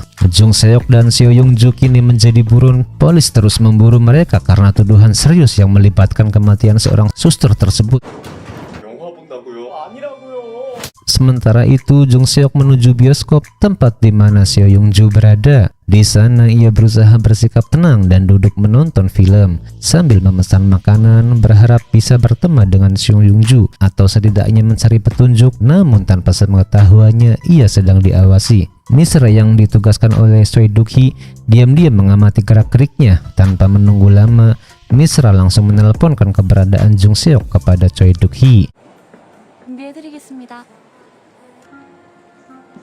Di sisi lain, sang detektif masih belum menyerah menyelidiki kasus misterius yang menimpa temannya. Ia merasa ada benang merah antara peristiwa ini dan jaringan operasi bedah ilegal yang di belakangan ini terjadi. Dengan penuh tekad, detektif meminta nomor Pak Min dari salah satu rekan kepercayaannya. Ia berniat menghubungi Pak Min secara langsung untuk menggali lebih dalam soal operasi ilegal yang mungkin melibatkan nama-nama besar di balik layar. Pak Min terlihat panik. Ia merasa terus diburu oleh sang detektif. Namun dalam kondisi yang sangat mendesak, ia menelpon Choi Duk-hee. Dengan suara cemas, ia bilang bahwa detektif tadi baru saja menghubunginya, menanyakan siapa dokter yang melakukan operasi ilegal itu. Pak Min menegaskan bahwa ia belum membuat kesepakatan dengan siapapun. Kalau Choi Duk-hee bersedia, mereka bisa bertemu dan membicarakan kesepakatan lebih lanjut. Saat ini, ia belum menentukan akan berpihak kepada siapa, detektif atau Dr. Choi Duk-hee. Dr. Choi Duk-hee pun langsung menyambut tawaran itu.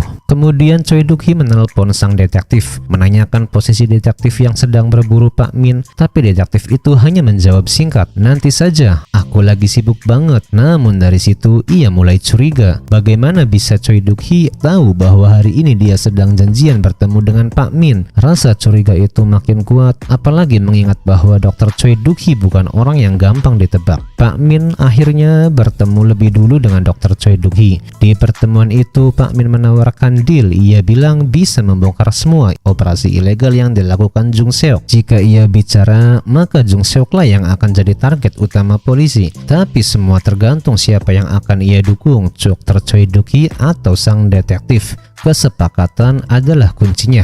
경찰이 어떤 조건을 제시하냐 제가 아직 마음을 못 정했네요. 드릴 정보는 많은데. Tak lama setelah pertemuan itu, detektif menelpon Pak Min.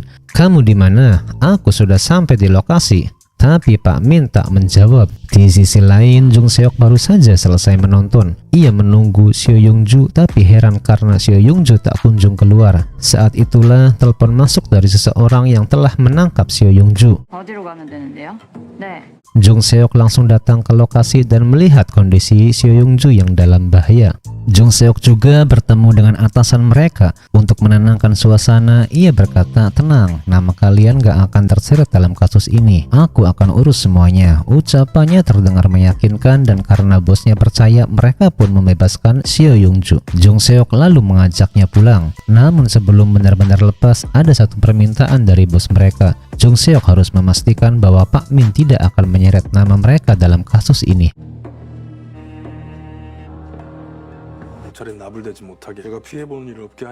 Setibanya di apotek, Jung Seok mengajak bicara Seo Young-ju, mengatakan bahwa gimana kalau pindah ke Filipina. Tapi Seo Young-ju langsung menolak. Baginya itu terlalu mendadak. Ia menganggap Jung Seok sedang lari dari kenyataan. Tapi Jung Seok hanya berkata, "Aku sudah muak dengan hidup ini." Jung Seok sebenarnya ingin pindah karena sudah terlalu jenuh, tapi Seo Young-ju belum sepenuhnya setuju. Di tengah perbincangan, tiba-tiba mereka melihat ambulans dan mobil pemadam kebakaran menuju ke arah rumah Jung Seok. Saking penasarannya, mereka langsung pulang. Ternyata bagian gudang rumah Jung Seok terbakar. Di sanalah anjing-anjing milik Jung Seok biasa ditempatkan.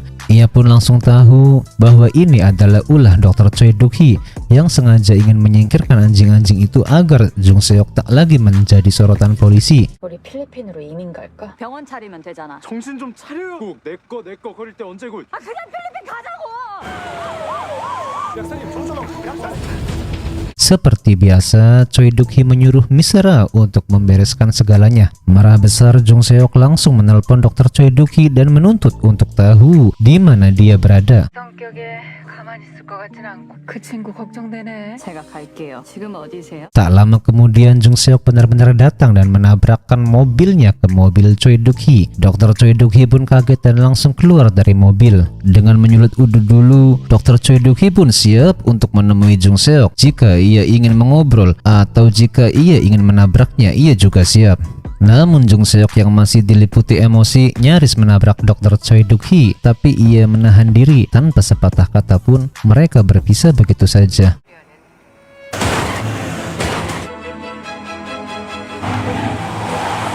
Keesokan paginya, Dr. Han datang dan bertanya pada Seo Young-ju tentang kondisi Jung Seok. Seo Young-ju menjelaskan bahwa Jung Seok sempat mengajaknya pindah ke Filipina karena merasa muak tinggal di tempat itu.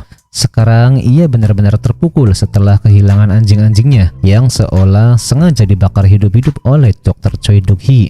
Tak lama kemudian Pak Min datang ke tempat Jung Seok. Ia menawarkan pekerjaan baru. Kebetulan Dr. Han juga ada di sana. Meski sempat ragu karena pengalaman sebelumnya yang terkait penjualan organ, mereka akhirnya menyetujui tawaran tersebut. Pak Min meyakinkan mereka tenang, kali ini aman. Ternyata pekerjaan itu harus mereka jalankan karena Jung Seok dan Dr. Han punya utang pada Pak Min. Kalau mau melunasi mereka harus patuh. 나는 정세옥이한테 빌려준 거야. 대로 흘러갔고 일할기가 더러워서 같이 일 안 한다고?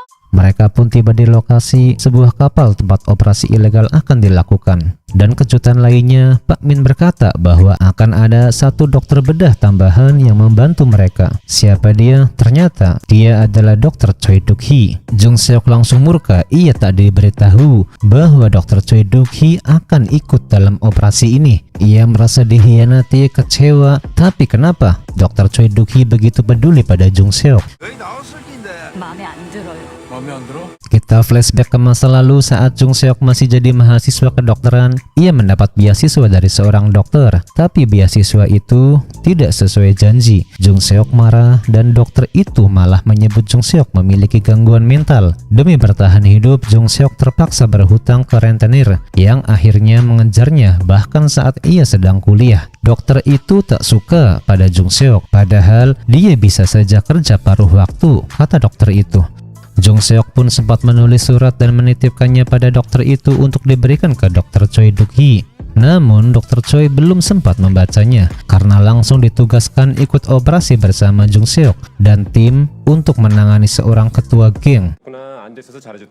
돈이 필요하면 아르바이트를 해야지. 이 새끼가 겁도 없이 사채를 썼더라고요. Karena tak punya pilihan, Jung Seok akhirnya ikut bekerja. Ia pun menegur Pak Min, kenapa nggak bilang kalau dokter gila itu yang bantuin kita? Tapi Pak Min menjawab dingin, diam. Yang mimpin operasi ini adalah dokter Choi Duk-hee. Jung Seok pun tak bisa berbuat apa-apa.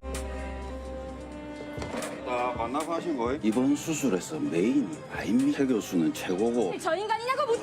Sementara itu Dr. Han dan Seo Young-ju bersiap di ruang operasi. Semua harus rapi karena operasi akan dilakukan esok hari. Di sisi lain, Jung Seok berusaha mengikhlaskan anjing-anjingnya dan membuang kalung mereka. Sebuah perpisahan yang sangat menyakitkan. 걱정되는 게 아니라 아가씨요. 저 아가씨 선생님인데. Saat Dr. Choi Duk-hee naik ke atas kapal, ia melihat Dr. Han dan Seo Young-ju. Mereka pun sempat berbincang sebentar. Jung Seok akhirnya menghadapi Dr. Choi Duk-hee. Kenapa kamu menghabisi anjing-anjingku? Mereka masih hidup. Aku bisa sembunyikan mereka. Choi Duk-hee dengan santainya langsung menjawab, itu kan cuman anjing, biarin aja. Jawaban itu pun membuat Jung Seok meledak dan marah dengan seketika. 태워 죽였어? 걔가 뭐라고? 다른 곳에다 숨길 수도 있었는데. Untung saja Dr. Han dan Seo Young-ju segera datang dan memisahkan mereka sebelum situasi semakin parah. Jung Seok masih diliputi emosi. Ia mengunci diri di kamar. 걸린 사람을 그렇게 패면 어떡해요? Sementara Choi Duk-hee dirawat oleh Dr. Han. Dr. Han memperingatkan, jangan intimidasi Jung Seok. Dia bukan seperti yang kamu pikirkan. Ia juga menyarankan agar operasi dilakukan oleh dokter lain. Tapi Dr. Choi Duk-hee menolak. Dia hanya ingin Jung Seok. Dia yang terbaik dari semuanya. 정 선생 그만 괴롭히시죠. 그야 잘 모르니까 그렇지. 네 머릿속에 있는 전부 다 그렇게 만들었지. 내가. Keesokan harinya, Alan Kim, rekan kerja yang akan terlibat dalam operasi, tiba di Korea. Tapi saat sampai di tempat Dr. Choi, Misera bilang untuk tunggu karena Dr. Choi sedang ada urusan. Mungkin besok baru bisa ketemu. 계신 곳이 통화하기 좀 불편한 곳이라서요. 군님은 통화가 전혀 안 되는 건가요? Sementara itu, Dr. Choi menemui pasien yang akan dioperasi, yaitu seorang ketua geng. Sang pasien menegaskan, Jung Seok masih enggan membahas Choi Duk-hee. Ia meminta kepada Dr. Han dan Seo Young-ju untuk tidak mengungkitnya. Tapi Pak Min justru memancing topik itu lagi dan mengingatkan mereka semua. Dr. Jung Seok, Seo Young-ju, dan Dr. Han Hyun-ho semuanya bersiap karena operasi akan dilakukan malam ini sesuai permintaan pasien. Saat itu Jung Seok baru menyadari siapa pasien yang akan mereka operasi pada malam ini, yaitu ketua gengs dan ketua sekte yang mempunyai pengikut ratusan ribu. 늦게 시작해요? 환자가 저녁 시간에 하고 싶어 하니. 김은태요? 사이브? 져준 거죠. Jung Seok lalu meminta bicara empat mata dengan Dr. Han. Ia menyadari pasien mengalami tremor hebat karena penyakitnya, sehingga ia meminta Dr. Han untuk memperhatikan kondisi Dr. Choi. Jika Dr. Choi Duk-hee tak mampu menyelesaikan operasi, Jung Seok siap menggantikannya. Pasalnya Dr. Choi terlihat memaksakan diri, meskipun jelas kesehatannya sudah menurun. 네, 문제가 있어요. 아셔야 할 것 같아서. 수술 못 하신다고 하셨을 텐데. 그 자존심에? Mereka akhirnya membawa pasien masuk ke ruang operasi. Namun sebelum dimulai, sang ketua mafia meremehkan kemampuan Jung Seok. Ia menantang Jung Seok untuk menjelaskan penyakitnya tanpa bantuan Dr. Choi Duk-hee. Karena dianggapnya oleh sang ketua, Jung Seok masih seorang bocah. Dengan tenang, Jung Seok menjelaskan semua detail tentang kondisi pasien serta prosedur operasinya. Kata-katanya begitu meyakinkan hingga sang ketua mafia hanya bisa terdiam dan menurut saja. Ia sadar telah meremehkan Jung Seok. 정세옥 선생 이렇게 그렇게 애기라고 하지 않았잖아. 여자라고만 했지. 최 교수 말고 너. 저는 코로 내시경 넣어서 아래에서 일어, 최 교수님이 위에서 일어. 이해하시겠어요? Setelah itu, Jung Seok bertanya pada Dr. Choi, apakah ia benar-benar sanggup menjalani operasi ini? Choi Duk-hee hanya menjawab dengan dingin. 옷 갈아입을 건데 계속 있을래? Operasi pun dimulai. Awalnya berjalan lancar tanpa kendala. Terlebih kombinasi Jung Seok dan Dr. Choi sangat baik. Mereka berdua adalah dokter yang sangat jenius dan hampir tak pernah melakukan kesalahan satu kali pun. Di luar ruangan operasi, Pak Min menerima telepon dari seorang detektif. Tampaknya Pak Min telah bernegosiasi dan memilih untuk membocorkan identitas dokter yang memimpin operasi ini. Di dalam ruang operasi, Jung Seok dan Dr. Choi kembali bekerja sama dengan apik. Di sela-sela itu, Dr. Choi Duk-hee pun bertanya, kenapa orang-orang tidak menyukaimu? Jung Seok hanya terdiam. Menurut Dr. Choi, alasannya adalah karena Jung Seok terlalu emosional dan sangat egois. Terlalu banyak faktor yang membuat orang-orang malas bekerja dengannya. Operasi sang ketua geng akhirnya selesai dengan sangat sukses dan berhasil. 누구한테 감사해야 되는데요? 감사하는 마음이 없어. 뿌듯했던 때였는데 고맙고 그 시절이 내 인생에서 제일 신나고. Setelah itu, Jung Seok mendekati Dr. Choi dan menanyakan maksud ucapannya tadi, bahwa Dr. Choi Duk-hee tidak menyukainya. Namun Dr. Choi Duk-hee, itu salah sama sekali. Kamu hanya salah paham. Jung Seok pun mengakui, meskipun ia sering berselisih dengan Dr. Choi Duk-hee, bekerja dengannya adalah sesuatu yang sangat ia impi-impikan. Tapi mungkin ini akan menjadi kerjasama yang terakhir bagi mereka, karena Jung Seok sudah malas bekerja dengan Choi Duk-hee. Semakin lama Jung Seok mengingat kerjasama dengan Dr. Choi Duk-hee, semakin parah juga pikirannya terbebani dan merasa sedih. 선생님하고 저하고 고생하셨습니다. Di tempat lain, Ha Uyong, asisten Dr. Choi Duk-hee, mendatangi rumah Dr. Choi Duk-hee karena khawatir akan kondisinya. Di sana ia bertemu dengan Alan Kim. Alan Kim lalu mengungkapkan sesuatu yang sangat mengejutkan. Dr. Choi sebenarnya dalam kondisi yang sangat buruk. Bahkan kemungkinan besar ia tak bisa dioperasi lagi. Itulah alasan mengapa Dr. Choi meminta Alan Kim untuk bekerja sama dengan Jung Seok dalam melakukan operasi Dr. Choi Duk-hee. Kini Ha Uyong, asisten Choi Duk-hee, akhirnya tahu seberapa serius kondisi Dr. Choi Duk-hee. 여기서부터 여기까지 수술은 불가능한 상황이고. Keesokan paginya, tanpa berpamitan dengan Jung Seok maupun tim lainnya, Dr. Choi Duk-hee memutuskan untuk pergi. Ia dijemput oleh Miss Ra, asisten Choi Duk-hee. Sementara itu, Jung Seok dan timnya juga bersiap untuk pergi. Namun Pak Han harus tetap tinggal untuk memantau pemulihan pasien. Karena Dr. Han adalah dokter anestesi yang memulihkan pasien setelah dioperasi. 최 교수님은요? 물려갔어. Dr. Jung Seok dan Seo Yung Ju diantar oleh Pak Min. Sebelum pulang, Dr. Choi Duk-hee meminta Miss Ra untuk singgah dulu di suatu tempat. Ia ingin membaca surat yang pernah ditulis oleh Jung Seok untuk seorang dokter saat masih kuliah. Saat membacanya, Dr. Choi menyadari betapa besar impian Jung Seok sejak dulu. Surat itu mengungkapkan keinginan Jung Seok untuk menjadi dokter syaraf yang terkenal, nomor 1, dan berdedikasi menyembuhkan semua orang. Dari sana, Dr. Choi merasa semakin yakin bahwa ia dan Jung Seok memiliki banyak kesamaan, terutama kesamaan dalam setiap operasi. Dan sesuatu yang sangat mirip adalah dia tidak pernah melakukan kesalahan satu kali pun dalam operasinya. Saat masih kuliah, mereka sama-sama ambisius dan berdedikasi 100%, bahwa jiwa psikopat mereka pun serupa bedanya. Jung Seok lebih brutal, sementara Choi Duk-hee lebih rapi dan licin, sehingga tak banyak orang yang curiga padanya. Setelah membaca surat itu, Dr. Choi Duk-hee tak bisa berhenti memikirkan Jung Seok. Dr. Choi Duk-hee akhirnya memutuskan untuk pergi ke tempat di mana Jung Seok berada saat ini. Sementara itu, Pak Min ternyata sudah menyetujui kesepakatannya dengan sang detektif. Untungnya Jung Seok langsung menyadari ada yang tidak beres. Ia berpura-pura sakit leher dan menyuruh Seo Yung Ju untuk mengambilkan obat. Dengan begitu, mereka terpisah, dan Seo Yung Ju tidak ikut terjebak dalam situasi berbahaya itu. Ternyata Pak Min sudah memanggil detektif beserta rekan-rekannya ke lokasi tersebut untuk menangkap Jung Seok dan Seo Yung Ju. Tapi karena Seo Yung Ju sedang tidak di tempat, hanya Jung Seok yang jadi target mereka. Di saat yang bersamaan, Jung Seok menerima telepon dari Ha Uyong, asisten Dr. Choi Duk-hee. Ia mengabarkan kondisi terbaru Dr. Choi Duk-hee. Katanya Choi Duk-hee sudah sangat kritis dan harus segera dibawa ke rumah sakit untuk dioperasi. Keadaannya tidak bisa ditunda-tunda lagi dan hanya menghitung hari. Pokoknya penyelamatan terhadap Dr. Choi Duk-hee harus dilakukan secepatnya, walaupun sangat sempit waktunya. Namun di tengah kekacauan itu, Jung Seok melihat pemandangan yang sangat mengejutkan. Dr. Choi Duk-hee tampak sedang menyeret Pak Min ke sebuah ruangan yang sangat gelap. Dan tidak lama setelah itu, saat berada dekat dengan Jung Seok, tiba-tiba tampak cairan warna merah tumpah ke lantai, seakan menunjukkan bahwa Pak Min mungkin saja dihabisi oleh Dr. Choi Duk-hee. Inspektur bersama rekannya tiba di gang pasar dan menemukan lantai yang penuh bercak darah. Sementara itu, Jung Seok dan Seo Yung Ju berhasil meloloskan diri dari kejaran dan menerima pesan dari Dr. Choi berisi petunjuk pelarian.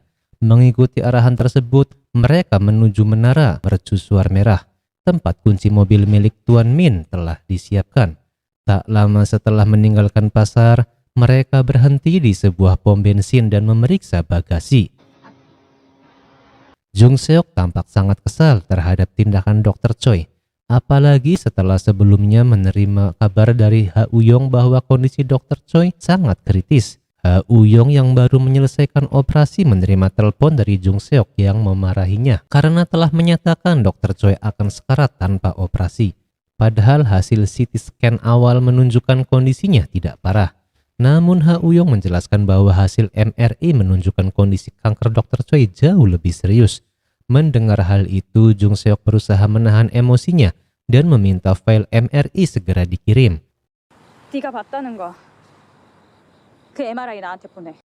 Sementara itu, inspektur dan rekannya menemukan mayat Tuan Min di lorong pasar dengan luka tusuk yang ditutupi sapu tangan. Keesokan paginya, Dr. Choi yang berhasil kabur dari pasar tiba di sebuah hotel dan beristirahat. Ia menelpon Alan Kim untuk mengirimkan obat. Ia pun lalu membuka paket tersebut di kamar, yang ternyata itu adalah obat pereda nyeri. Ia pun menyimpannya bersama pisau dan sapu tangan yang digunakan sebelumnya. Jung Seok pun tampak terguncang setelah menyaksikan pembunuhan yang dilakukan Dr. Choi. Seo Yung Ju tidak percaya bahwa Dr. Choi benar-benar membunuh seseorang sekaligus membantu mereka melarikan diri. Jung Seok merespon dengan tenang, mengatakan bahwa semuanya telah ditangani dengan rapi dan mengingatkan Seo Yung Ju untuk tidak membicarakan kejadian itu. Jung Seok terus menunggu file MRI dari Ha Uyong. Setelah file diterima dan dibuka, Jung Seok sadar bahwa kondisi Dr. Choi memang sangat parah dan sulit untuk dioperasi. Seo Yung Ju yang juga melihat hasil MRI langsung panik dan membujuk Jung Seok untuk tetap berusaha menyelamatkan Dr. Choi. Di ruang forensik, inspektur mendengarkan penjelasan dokter forensik tentang luka tusuk yang sangat rapi mengenai limpa dan menyebabkan pendarahan internal. Korban sempat berjalan sebelum akhirnya terjatuh sehingga tidak menarik perhatian di pasar.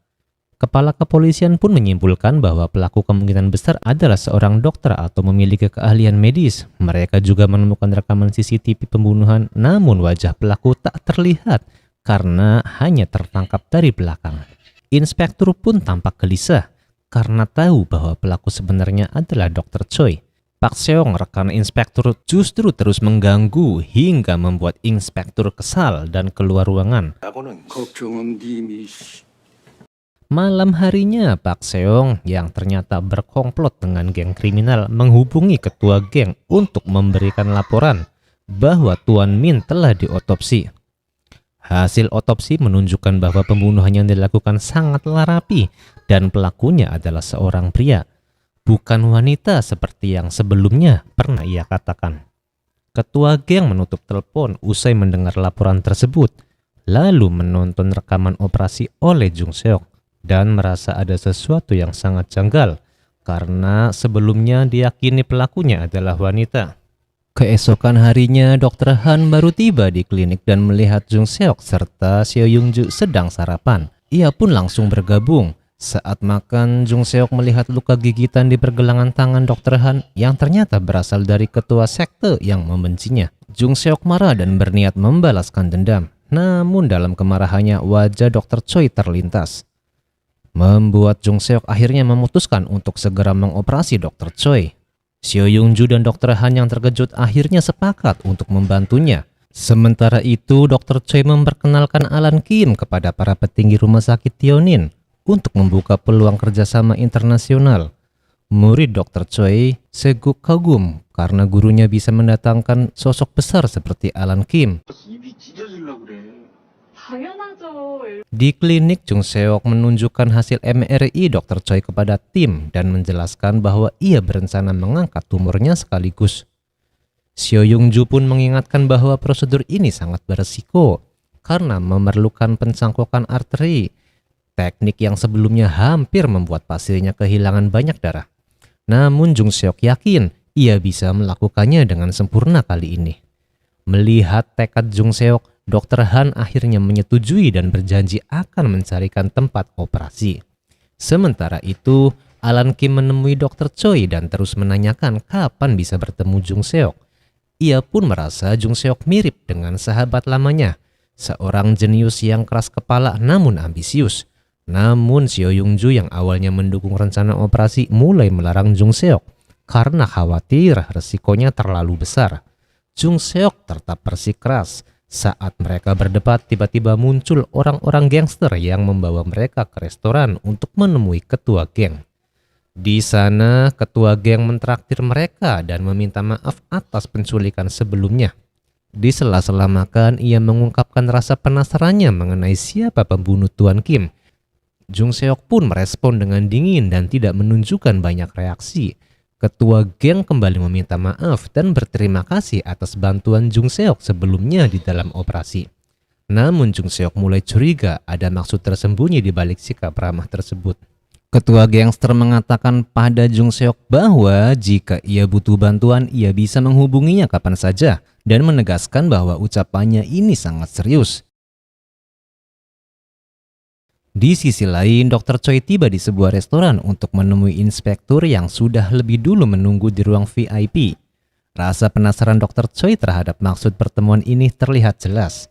Sementara inspektur yang tampak frustasi terus menenggak arak sambil berkata bahwa ia hanya ingin bertemu dengannya. Tak lama kemudian, kabar mengejutkan pun datang. Putra Kim Yong-jin dilaporkan meninggal dunia. Inspektur yang langsung bertanya pada Dr. Choi ingin tahu apa yang sebenarnya terjadi hingga putra temannya itu meninggal. Dr. Choi hanya menjawab bahwa ia tidak tahu apa-apa. Namun karena tak sanggup menahan kecurigaannya, inspektur yang menuduh Dr. Choi terlihat dalam kematian rekannya dan Tuan Min yang selama ini sering mengganggunya. Dr. Choi hanya tersenyum sinis dan memperingatkan bahwa jika inspektur mencoba memaksanya mengaku, maka ia tak segan membongkar kejahatan inspektur Yang sehingga keduanya masuk penjara. Keesokan harinya Dr. Choi hadir di rumah duka di rumah sakit Yongsin untuk mengabarkan bela sungkawa atas meninggalnya putra Kim Yong-jin. Jung Seok yang baru tiba langsung menyindir keras bahwa orang yang membunuh Kim Yong-jin kini turut hadir melayat. Merasa tersinggung, Dr. Choi segera meninggalkan ruang duka. Di tempat lain, inspektur Yang terus memikirkan kata-kata Dr. Choi, menggerutu bahwa ia tak akan jatuh bersama pria itu.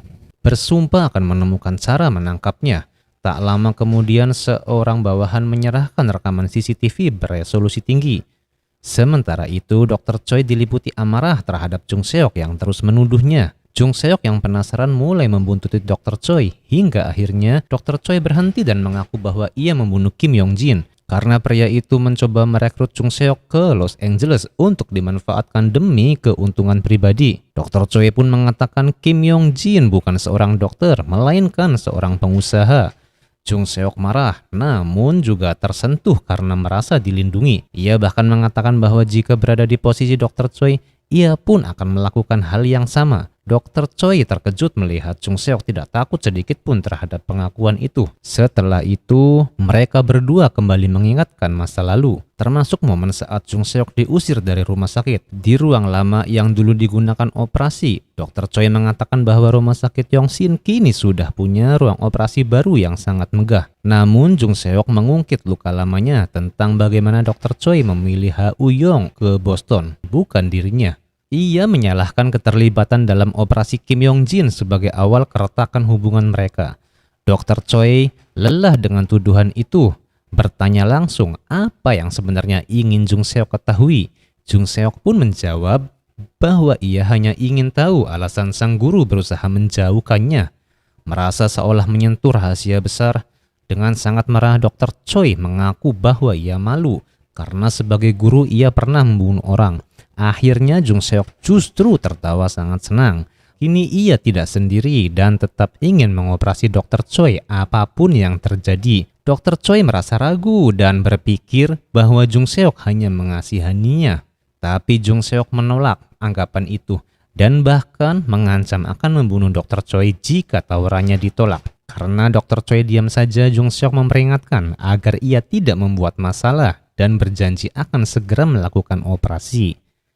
Setelah itu Jung Seok pergi sambil melontarkan makian. Karena merasa diabaikan, setibanya di rumah sakit, Dr. Choi melihat Alan Kim baru selesai jogging. Ia memberitahu bahwa Dewan Rumah Sakit Yongsin telah diinformasikan bahwa hanya Ha Uyong dan Alan Kim yang akan secara resmi mengoperasinya. Namun Alan Kim menjelaskan bahwa meskipun secara administratif begitu, sebenarnya Jung Seok juga akan terlibat dalam operasi tersebut. Di depan rumah sakit, Jung Seok terlihat serius menonton video bedah. Seo Yung Ju yang berada di sampingnya mengaku iri dengan hubungan antara Jung Seok dan gurunya yang tampak saling peduli. Namun Jung Seok mengatakan bahwa itu bukan kepedulian, melainkan rasa bersalah guru-gurunya terhadapnya. Jung Seok lalu bertanya, mengapa Seo Yung Ju tetap menerimanya, padahal belum benar-benar mengenalnya. Seo Yung Ju pun menjawab bahwa justru karena belum mengenal Jung Seok sepenuhnya, ia merasa penasaran dan berharap suatu hari bisa memahami alasan dibalik semua tindakan Jung Seok.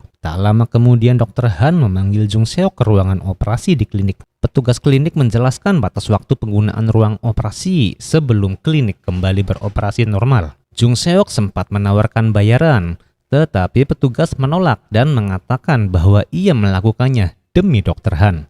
Sementara itu, Seo Yung Ju yang menunggu di area parkir didatangi oleh sekretaris Ra yang memberikan kartu nama membuatnya sangat ketakutan. Kembali ke ruang operasi, Jung Seok dan Dr. Han sibuk membersihkan ruangan. Tiba-tiba Jung Seok menerima panggilan dari Inspektur Yang untuk datang ke kantor polisi. Di sana Jung Seok diperlihatkan foto CCTV dan berkas kasus yang menuduhnya berusaha membunuh Dr. Choi menggunakan selang infus. Inspektur Yang mencurigai bahwa Jung Seok menyimpan dendam lama dan telah lama membuntuti Dr. Choi. Ia juga menambahkan bahwa perlakuan Dr. Choi kepada Jung Seok di masa lalu sangatlah kejam. Jung Seok teringat kembali masa lalunya. Ia pun memohon kepada Dr. Choi untuk mengajarinya. Ia berjanji akan mengorbankan segalanya demi bisa belajar. Saat itu Dr. Choi bertanya apa imbalannya yang akan ia dapat. Namun Jung Seok penuh ambisi hanya mengatakan bahwa ia hanya ingin ilmunya. Mendengar itu Dr. Choi hanya tertawa.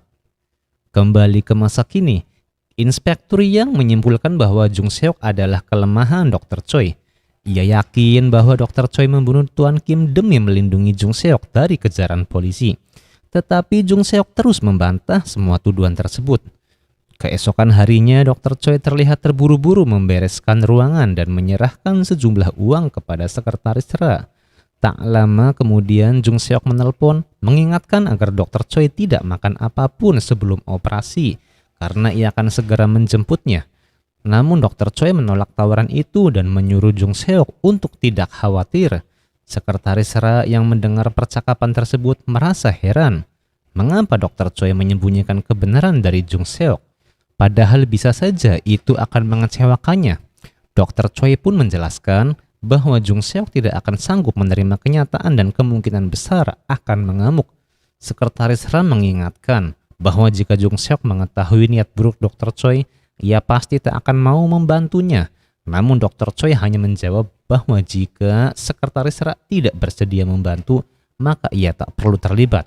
Sekretaris Ra kemudian memberitahu bahwa Jung Seok telah diinterogasi berjam-jam oleh Inspektur Yang. Mendengar hal itu, Dr. Choi mulai menyusun rencana baru untuk menjebak sang inspektur. Di sisi lain, Jung Seok tengah menunggu kedatangan Dr. Choi di ruang operasi klinik. Sementara itu, Inspektur Yang menerima telepon dari Dr. Choi yang memintanya datang ke lokasi tersebut. Ia pun tiba di sebuah hutan dan menemukan sebuah garasi di tengah pepohonan. Ia masuk ke dalam dengan rasa penasaran. Di klinik, Jung Seok terkejut karena yang datang bukanlah Dr. Choi, melainkan Alan Kim. Lebih mengejutkannya lagi, menemukan sesuatu yang sangat mencurigakan disembunyikan di dalam kulkas. Cerita lalu kembali ke masa lalu saat Dr. Choi membuat Wanil pingsan dan membawanya ke garasi. Namun Wanil sadar kembali dalam kondisi tangan terikat. Di hadapan kamera yang diarahkan oleh Dr. Choi, Wanil pun menceritakan bahwa ia pernah melihat Inspektur Yang mengambil benda mirip pemantik, lalu menyembunyikannya saat sadar ada saksi. Saat memeriksa barang bukti, pemantik itu sudah tidak ada. Ia kemudian menyadari bahwa Inspektur Yang menghancurkan beberapa bukti penting dan memeras para tersangka, bahkan terlibat korupsi. Meski diancam dengan rekaman pengakuan, Inspektur Yang tak gentar. Ia menganggap rekaman itu tidak berguna. Tapi Dr. Choi menegaskan bahwa ia memiliki bukti kuat dan telah meminta bantuan seseorang penyelidik swasta untuk menyelidiki keterlibatan Inspektur Yang. Dr. Choi lalu menyadari bahwa dirinya tak pernah tahu keterlibatan sang inspektur dan Tuan Min dalam operasi bedah ilegal. Namun Inspektur Yang justru menuduh Jung Seok yang bersekongkol dengan Tuan Min. Dr. Choi mengakui bahwa ia ikut terlibat karena bosan dengan rutinitas rumah sakit dan merasa kasus-kasus Tuan Min jauh lebih menarik. Dr. Choi hanya menjawab bahwa ia akan terus menyelidiki sampai sang inspektur tertangkap. Sementara itu, Alan Kim memberitahu Jung Seok bahwa Dr. Choi tidak akan datang untuk menjalani operasi. Jung Seok pun sangat marah, merasa usahanya menyiapkan ruangan operasi telah diremehkan. Namun Alan Kim menjelaskan bahwa Dr. Choi sudah merencanakan operasinya sendiri sejak lama secara sangat rinci. Jung Seok pun kemudian memerintahkan Alan Kim untuk segera membawa Dr. Choi. Tapi Alan Kim menolak. Ia menjelaskan bahwa obat pereda nyeri yang dikonsumsi Dr. Choi bernama Ceralip A, yaitu dapat menimbulkan komplikasi serius dalam proses anestesi. Obat itu telah dilarang karena efek sampingnya yang sangat berbahaya. Jung Seok pun bertanya sejak kapan Dr. Choi mulai mengonsumsi obat itu. Alan Kim menjelaskan bahwa sejak tahun lalu setelah Dr. Choi didiagnosa sakit di rumah sakit. Kesal mendengar penjelasan itu, Jung Seok pun pergi untuk menemui Dr. Choi tanpa mengizinkan siapapun menemaninya. Di perjalanan pulang, Inspektur Yang terus memikirkan kata-kata Dr. Choi hingga lupa menghubungi bawahannya. Ketika ditegur, ia hanya mengatakan semuanya baik-baik saja. Di klinik, Dr. Han dan Seo Yung-ju sedang merapikan peralatan operasi. Seo Yung-ju penasaran dengan bahaya obat Ceralip A. Dr. Han pun menjelaskan bahwa obat itu biasanya hanya diberikan kepada pasien kanker stadium akhir. Efek sampingnya sangat kuat hingga bisa mengacaukan proses pembiusan. Dr. Han menambahkan bahwa meski berbahaya dan sudah tidak diproduksi lagi, obat itu membuat Dr. Choi masih bisa tampak sehat dan aktif. Tak lama kemudian, Alan Kim datang dan meminta bicara pribadi dengan Dr. Han. Ia memberitahu bahwa dalam sebulan ini, ia dan Jung Seok akan melakukan operasi di rumah sakit Tongsin, menggunakan ruang operasi baru. Ia juga ingin melibatkan Dr. Han dan Seo Yung-ju. Dr. Han pun menyarankan menunggu konfirmasi dari Jung Seok terlebih dahulu. Tapi Alan Kim memberitahu bahwa Dr. Choi sengaja menghilang untuk sementara waktu demi menghindari Jung Seok. Ia juga mengungkapkan bahwa Dr. Choi berencana memperburuk kondisi tubuhnya sendiri sebelum dioperasi. Mendengar hal itu, Dr. Han menyimpulkan bahwa kemungkinan besar Dr. Choi memang berniat untuk mati di meja operasi. Jung Seok yang akhirnya tiba di rumah Dr. Choi mendapati bahwa rumah itu telah kosong.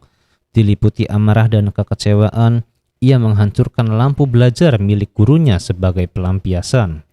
Keesokan harinya, polisi tiba di sebuah garasi milik Dr. Choi. Inspektur Yang baru datang diberitahu bahwa lokasi tersebut dilaporkan oleh seorang wanita misterius. Ia juga menjelaskan bahwa di tempat kejadian ditemukan jasad yang membeku di dalam kulkas, dan lahan itu tercatat atas nama Dr. Choi.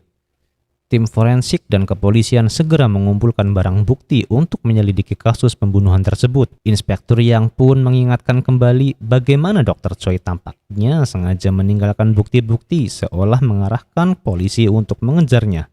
Sementara itu, Jung Seok yang terus mencari keberadaan Dr. Choi merasa semakin sangat marah saat mengetahui kantor sang dokter di rumah sakit sudah dikosongkan. Ketika Alan Kim menemukannya di ruangan itu, ia mencoba menenangkan Jung Seok dan mengajaknya berbicara. Namun Jung Seok yang hilang kesabaran langsung menuntut jawaban. Mengapa Dr. Choi berniat mati di meja operasi?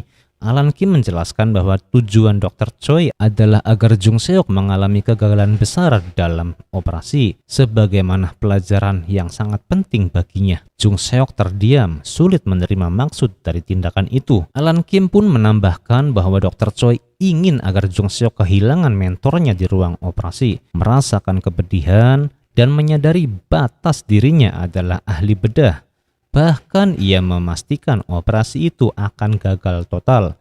Jung Seok yang mendengar semua itu hanya bisa menarik nafas panjang, diliputi kebingungan dan frustasi. Ia pun heran mengapa Alan Kim bersedia terlibat dalam operasi yang kemungkinan besar akan gagal.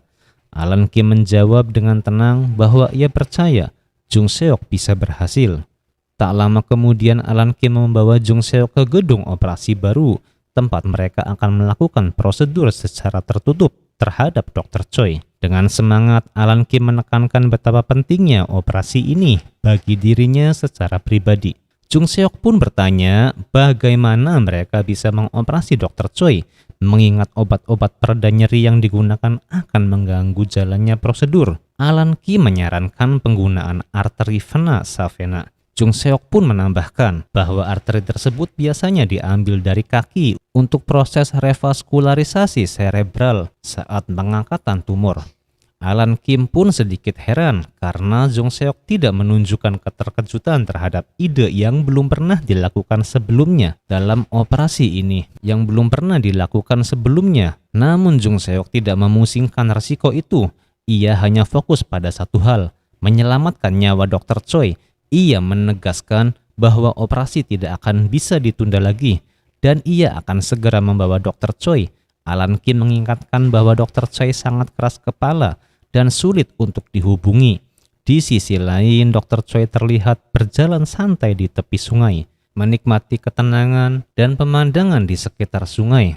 Sementara itu, Seo Yung Ju yang sebelumnya menerima kartu nama dari sekretaris Ra terus memikirkan ucapannya bahwa ia adalah teman Dr. Choi dan harus segera dihubungi jika terjadi sesuatu pada Jung Seok. Kembali di tepi sungai, sekretaris Ra mendatangi Dr. Choi sambil bercanda bahwa ia tampak santai meski sedang menjadi buronan polisi. Ra kemudian memberitahu bahwa polisi telah menggerebek garasinya pagi ini dan memberinya ponsel baru agar bisa tetap berkomunikasi dengan aman. Namun tak lama setelah menerima ponsel itu, penyakit Dr. Choi kambuh dan ia terlihat kesakitan. Malam harinya Jung Seok yang putus asa memutuskan menemui pemimpin gangster. Pemimpin itu terkejut dan cemas melihat Jung Seok datang tiba-tiba di tengah malam. Setelah masuk di rumah, Jung Seok menunjukkan foto Dr. Choi dan meminta bantuan untuk mencarinya. Sementara itu, setelah menutup klinik, Dr. Han didatangi oleh sekretaris Ra yang langsung memperkenalkan diri dan langsung membawanya ke tempat persembunyian Dr. Choi. Ia memberitahu bahwa kondisi Dr. Choi sangatlah kritis. Saat tiba, Dr. Han terkejut melihat Dr. Choi tergeletak di sofa dan segera masuk untuk membantunya. Dr. Choi sempat menggenggam tangan Dr. Han dan dengan gerakan itu Dr. Han memahami bahwa ia tidak boleh memberitahu Jung Seok. Setelah diberikan infus, kondisi Dr. Choi membaik dan ia berkata sudah merasa lebih baik. Namun Dr. Han tetap menyarankan agar ia beristirahat dan memohon agar operasinya dibatalkan. Dr. Choi bertanya apakah permintaan itu datang karena Jung Seok. Dr. Han pun menjawab bahwa dengan kondisi separah itu tidak ada yang bisa menyelamatkannya, bahkan Jung Seok sekalipun. Ia juga berjanji akan merawat Dr. Choi sepenuh hati hingga akhir hayatnya. Bahkan jika perlu membawanya kembali ke kampung halaman agar bisa tenang. Namun Dr. Choi tetap teguh pada keputusannya. Menurutnya tidak semua orang menginginkan kematian yang tenang. Ia meminta Dr. Han untuk tidak menghalangi niatnya dan membiarkannya mati sesuai keinginannya. Di sisi lain, inspektur yang menggelar konferensi pers terkait penemuan jasad Sersan Lee Wanil di sebuah gudang milik Dr. Choi. Berdasarkan sidik jari yang ditemukan, polisi menyatakan bahwa pemilik gudang dan tersangka utamanya adalah Dr. Choi Duk-hee. Jung Seok yang baru bangun pagi itu terkejut saat melihat berita bahwa Dr. Choi kini menjadi tersangka atas pembunuhan terhadap Lee Wan-il dan Tuan Min, seorang broker bedah ilegal. Sementara itu, Seo Yung-ju yang sedang berada di kafe juga menonton berita itu dan menyadari bahwa Dr. Choi kini menjadi buronan. Sekretaris Ra kemudian tiba di kafe dan Seo Yung-ju cemas terhadap Jung Seok yang belum tidur dan terus mencari Choi Duk-hee. Sekretaris Ra menenangkan dengan mengatakan bahwa polisi tidak akan bisa menangkap Dr. Choi karena sudah ada kesepakatan. Meski begitu, Seo Yung-ju tetap khawatir dengan kondisi kesehatan Choi Duk-hee. Sekretaris Ra menjelaskan bahwa saat ini Dr. Han sedang merawatnya. Mendengar hal itu, Seo Yung-ju segera menghubungi Jung Seok untuk memberitahu bahwa Dr. Choi bersama Dr. Han sedang berada di suatu tempat. Di tempat lain, pemimpin gangster menghubungi Pak Seong untuk melacak nomor Dr. Han Hyun-ho. Sementara itu di tempat persembunyian, Dr. Han memergoki Dr. Choi yang hendak menyuntikkan obat pereda nyeri sendiri, meski tangannya sudah bergetar. Melihat hal itu, Dr. Han menawarkan bantuan untuk menyuntikannya sambil menyampaikan prinsip hidupnya bahwa ruang operasi bukanlah tempat untuk membunuh, melainkan tempat menjaga nurani. Mendengar kata-kata itu, Dr. Han bertanya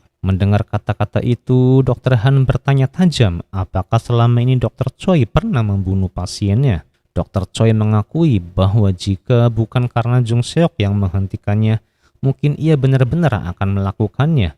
Namun ia merasa malu dan terhina karena Jung Seok mengetahui kesalahannya. Ia mengusir Jung Seok dari rumah sakit, bukan karena marah, tapi karena tidak sanggup menatap muridnya sendiri. Bahkan saat Jung Seok memohon sambil berlutut dan menangis, ia tetap mengusirnya demi harga diri sebagai seorang dokter. Dr. Han menyayangkan hal itu karena tidak adil bagi kondisi mental Jung Seok. Tapi Dr. Choi tetap keras kepala dan berkata bahwa kehilangan seseorang yang ingin diselamatkan adalah satu-satunya cara agar Jung Seok memahami penderitaan sebagai dokter bedah. Dr. Han memohon agar keputusan itu dibatalkan. Namun Dr. Choi Duk-hee bersikukuh, menyatakan bahwa ia akan mewariskan semua pengalamannya kepada Jung Seok, meski lewat jalan yang sangat menyakitkan. Saat Jung Seok tiba di area parkir, ia langsung dimarahi oleh Seo Yung-ju karena tidak memberitahu soal kartu nama dan sekretaris Ra. Ternyata Seo Yung-ju memang dilarang memberitahu Jung Seok bahwa ia pernah bertemu dengan sekretaris tersebut. Jung Seok yang kesal hampir memukul Seo Yung-ju karena merasa dikhianati. Untuk menenangkan suasana, Seo Yung-ju mengajaknya ke sebuah taman tepi sungai, tempat yang pernah dikunjungi Dr. Choi Duk-hee. Di sana mereka membahas kesepakatan antara Dr. Choi dan pihak kepolisian yang membuat polisi berhenti mengejar Jung Seok. Di kantor polisi, sang inspektur mendapat teguran keras dari atasannya karena menjadikan Dr. Choi sebagai tersangka utama, padahal ia adalah konsultan pemerintah untuk proyek kepolisian. Atasannya menuntut tindakan tegas dan tak bisa lagi menerima alasan apapun. Setelah keluar dari ruangannya, inspektur menerima telepon misterius. Sementara itu di tempat persembunyiannya, sekelompok gangster tiba, membuat Dr. Han cemas bahwa mereka dikirim Jung Seok untuk membawa paksa Dr. Choi. Dr. Choi yang menyadari kehadiran mereka meminta ponselnya untuk berbicara langsung dengan pemimpin gangster, yaitu Do Bong Kim. Do Bong Kim pun menanyakan apakah Dr. Choi akan keluar sendiri atau harus dijemput. Ketika akhirnya bertemu, Dr. Choi menyambutnya dengan sangat ramah, memahami bahwa Jung Seok lah yang mengirimkan mereka. Di sisi lain, inspektur tiba di padang rumput terpencil tempat Jung Seok sudah menunggu. Inspektur heran diajak ke tempat seperti itu, namun Jung Seok langsung menanyakan soal kesepakatan yang dibuat bersama Dr. Choi. Inspektur malah menuduh Jung Seok bersekongkol, tapi Jung Seok membantah keras. Ia menegaskan bahwa ia tahu Dr. Choi disalahkan atas sesuatu yang tidak sepenuhnya benar. Dan ternyata bukan disalahkan, melainkan Dr. Choi sendiri yang mengaku bersalah. Dr. Choi bahkan pernah menelpon inspektur, mengatakan bahwa umurnya tinggal sebulan lagi dan memintanya untuk segera ditangkap sebelum kematian agar kasusnya tidak berhenti di situ saja. Jung Seok tetap yakin bahwa Dr. Choi bisa diselamatkan lewat operasi. Namun inspektur menolak dan mengatakan bahwa lebih baik membiarkan Dr. Choi mati sesuai kesepakatan. Disinilah Jung Seok mengaku bahwa dialah yang membunuh perawat di kuil dan akan menyerahkan diri ke polisi langsung, serta membongkar semua kesepakatan antara inspektur dan Dr. Choi. Mendengar hal itu, inspektur hanya terdiam. Di tengah perdebatan, Jung Seok menerima pesan dari seseorang yang memperingatkan agar tidak membiarkan inspektur menyentuh Dr. Choi, bahkan jika itu untuk menangkapnya sekalipun. Ia pun memperingatkan sang inspektur dan meninggalkannya di padang rumput sendirian. Dari kejauhan, Seo Yung Ju yang mengintai melihat kemarahan inspektur dan merasa cemas atas apa yang akan terjadi. Namun Jung Seok tetap tenang. Saat mereka hendak berangkat, tiba-tiba inspektur menabrakkan mobilnya ke kendaraan mereka. Sementara itu, Dr. Choi tengah berbincang dengan pemimpin gangster. Ia yakin suatu hari nanti Jung Seok akan mengucapkan terima kasih kepadanya. Sang pemimpin geng hanya bisa mengangguk pasrah, menyadari bahwa keputusan Dr. Choi sudah bulat dan tidak bisa diganggu-gugat. Di padang rumput, inspektur menyeret Jung Seok keluar dari mobil dan melemparkannya ke tanah. Ia mencoba menginjak tangan Jung Seok agar tak bisa lagi melakukan operasi terhadap Dr. Choi. Jung Seok berusaha menghindar, tetapi sang inspektur yang sudah kehilangan kendali justru mencoba mematahkan jari-jarinya. Teriakan Jung Seok membangunkan Seo Yung Ju yang sedang terluka. Ia keluar dari mobil dan mencoba menyelamatkan Jung Seok. Di tempat persembunyiannya, setelah mendengar semua dari Dr. Choi, pemimpin gangster meminta anak buahnya segera menghubungi Jung Seok dan mencegahnya datang. Baginya keputusan Dr. Choi sudah final.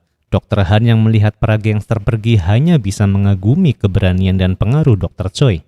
Sementara itu, Seo Yung Ju terus berusaha melindungi Jung Seok dari amukan inspektur. Saat melihat tubuh Seo Yung Ju ditendang oleh sang inspektur, Jung Seok kehilangan kendali. Ia mencabut pisau dari saku dan menusuk kaki sang inspektur hingga jatuh. Dalam amarahnya yang sangat besar, Jung Seok menarik kerahnya dan menusuk lehernya hingga berdarah membasahi wajahnya.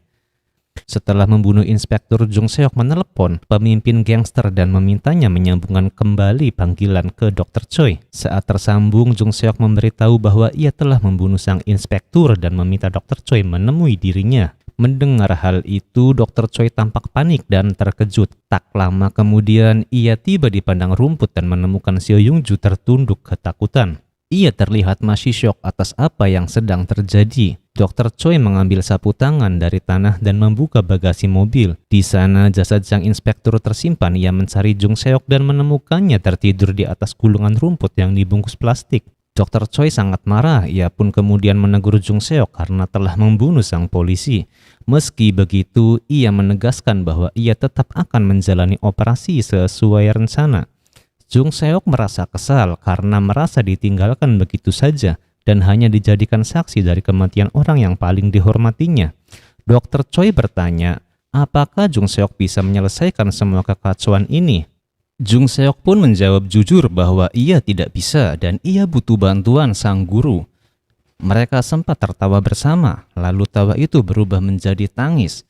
Jung Seok merasa dihianati, merasa ini adalah pelajaran pahit yang tak pernah ia minta sebelumnya. Dr. Choi mencoba menenangkan dan berjanji akan memberikan semua ilmu yang ia punya. Namun Jung Seok hanya berkata lirih bahwa ia tak butuh apa-apa lagi. Yang ia inginkan hanya agar Dr. Choi tetap hidup. Tapi Dr. Choi bersikeras bahwa ia tidak kabur, hanya menunggu ajal saja. Jung Seok tak terima dengan semua itu. Ia ingin gurunya tetap hidup, melihatnya tumbuh dan merasa bangga. Namun Dr. Choi tetap teguh pada keputusan, dan sebelum pergi ia berjanji akan memberikan seluruh ilmunya pada Jung Seok. Jung Seok hanya bisa menangis dalam kesunyian di padang rumput itu. Dr. Choi kemudian pergi membawa jasad inspektur untuk menghilangkan bukti dan menyelamatkan Jung Seok dari tuduhan pembunuhan. Babak baru dimulai dengan suara detak jam dan gambar sepasang sepatu di rumah Jung Seok yang sunyi. Sebuah ponsel berdering di atas meja.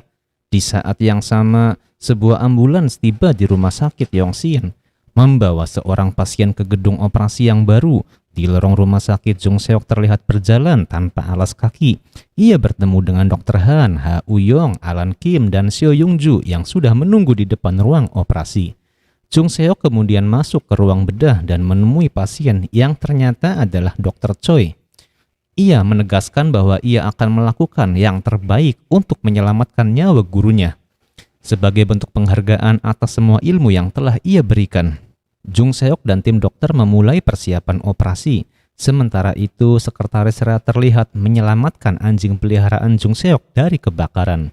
Kini Seo Yung Ju menjabat sebagai manajer. Jung Seok kemudian menerima kabar bahwa ia diminta menangani operasi ketua dewan rumah sakit, seorang tokoh penting di bidang bedah syaraf. Sekretaris Ra menambahkan bahwa ketua dewan tidak mempercayai dokter-dokter rumah sakitnya sendiri, sehingga memilih Jung Seok untuk menangani operasi. Jung Seok menyetujui permintaan tersebut. Ia percaya rumah sakit telah siap menyambutnya. Di ruang operasi, Dr. Han, Seo Yung Ju, dan Jung Seok sudah bersiap lengkap. Namun Jung Seok meminta untuk menunggu seseorang yang akan membantunya dalam operasi penting ini. Tak lama kemudian seorang misterius turun dari tangga dan masuk ke ruang bedah.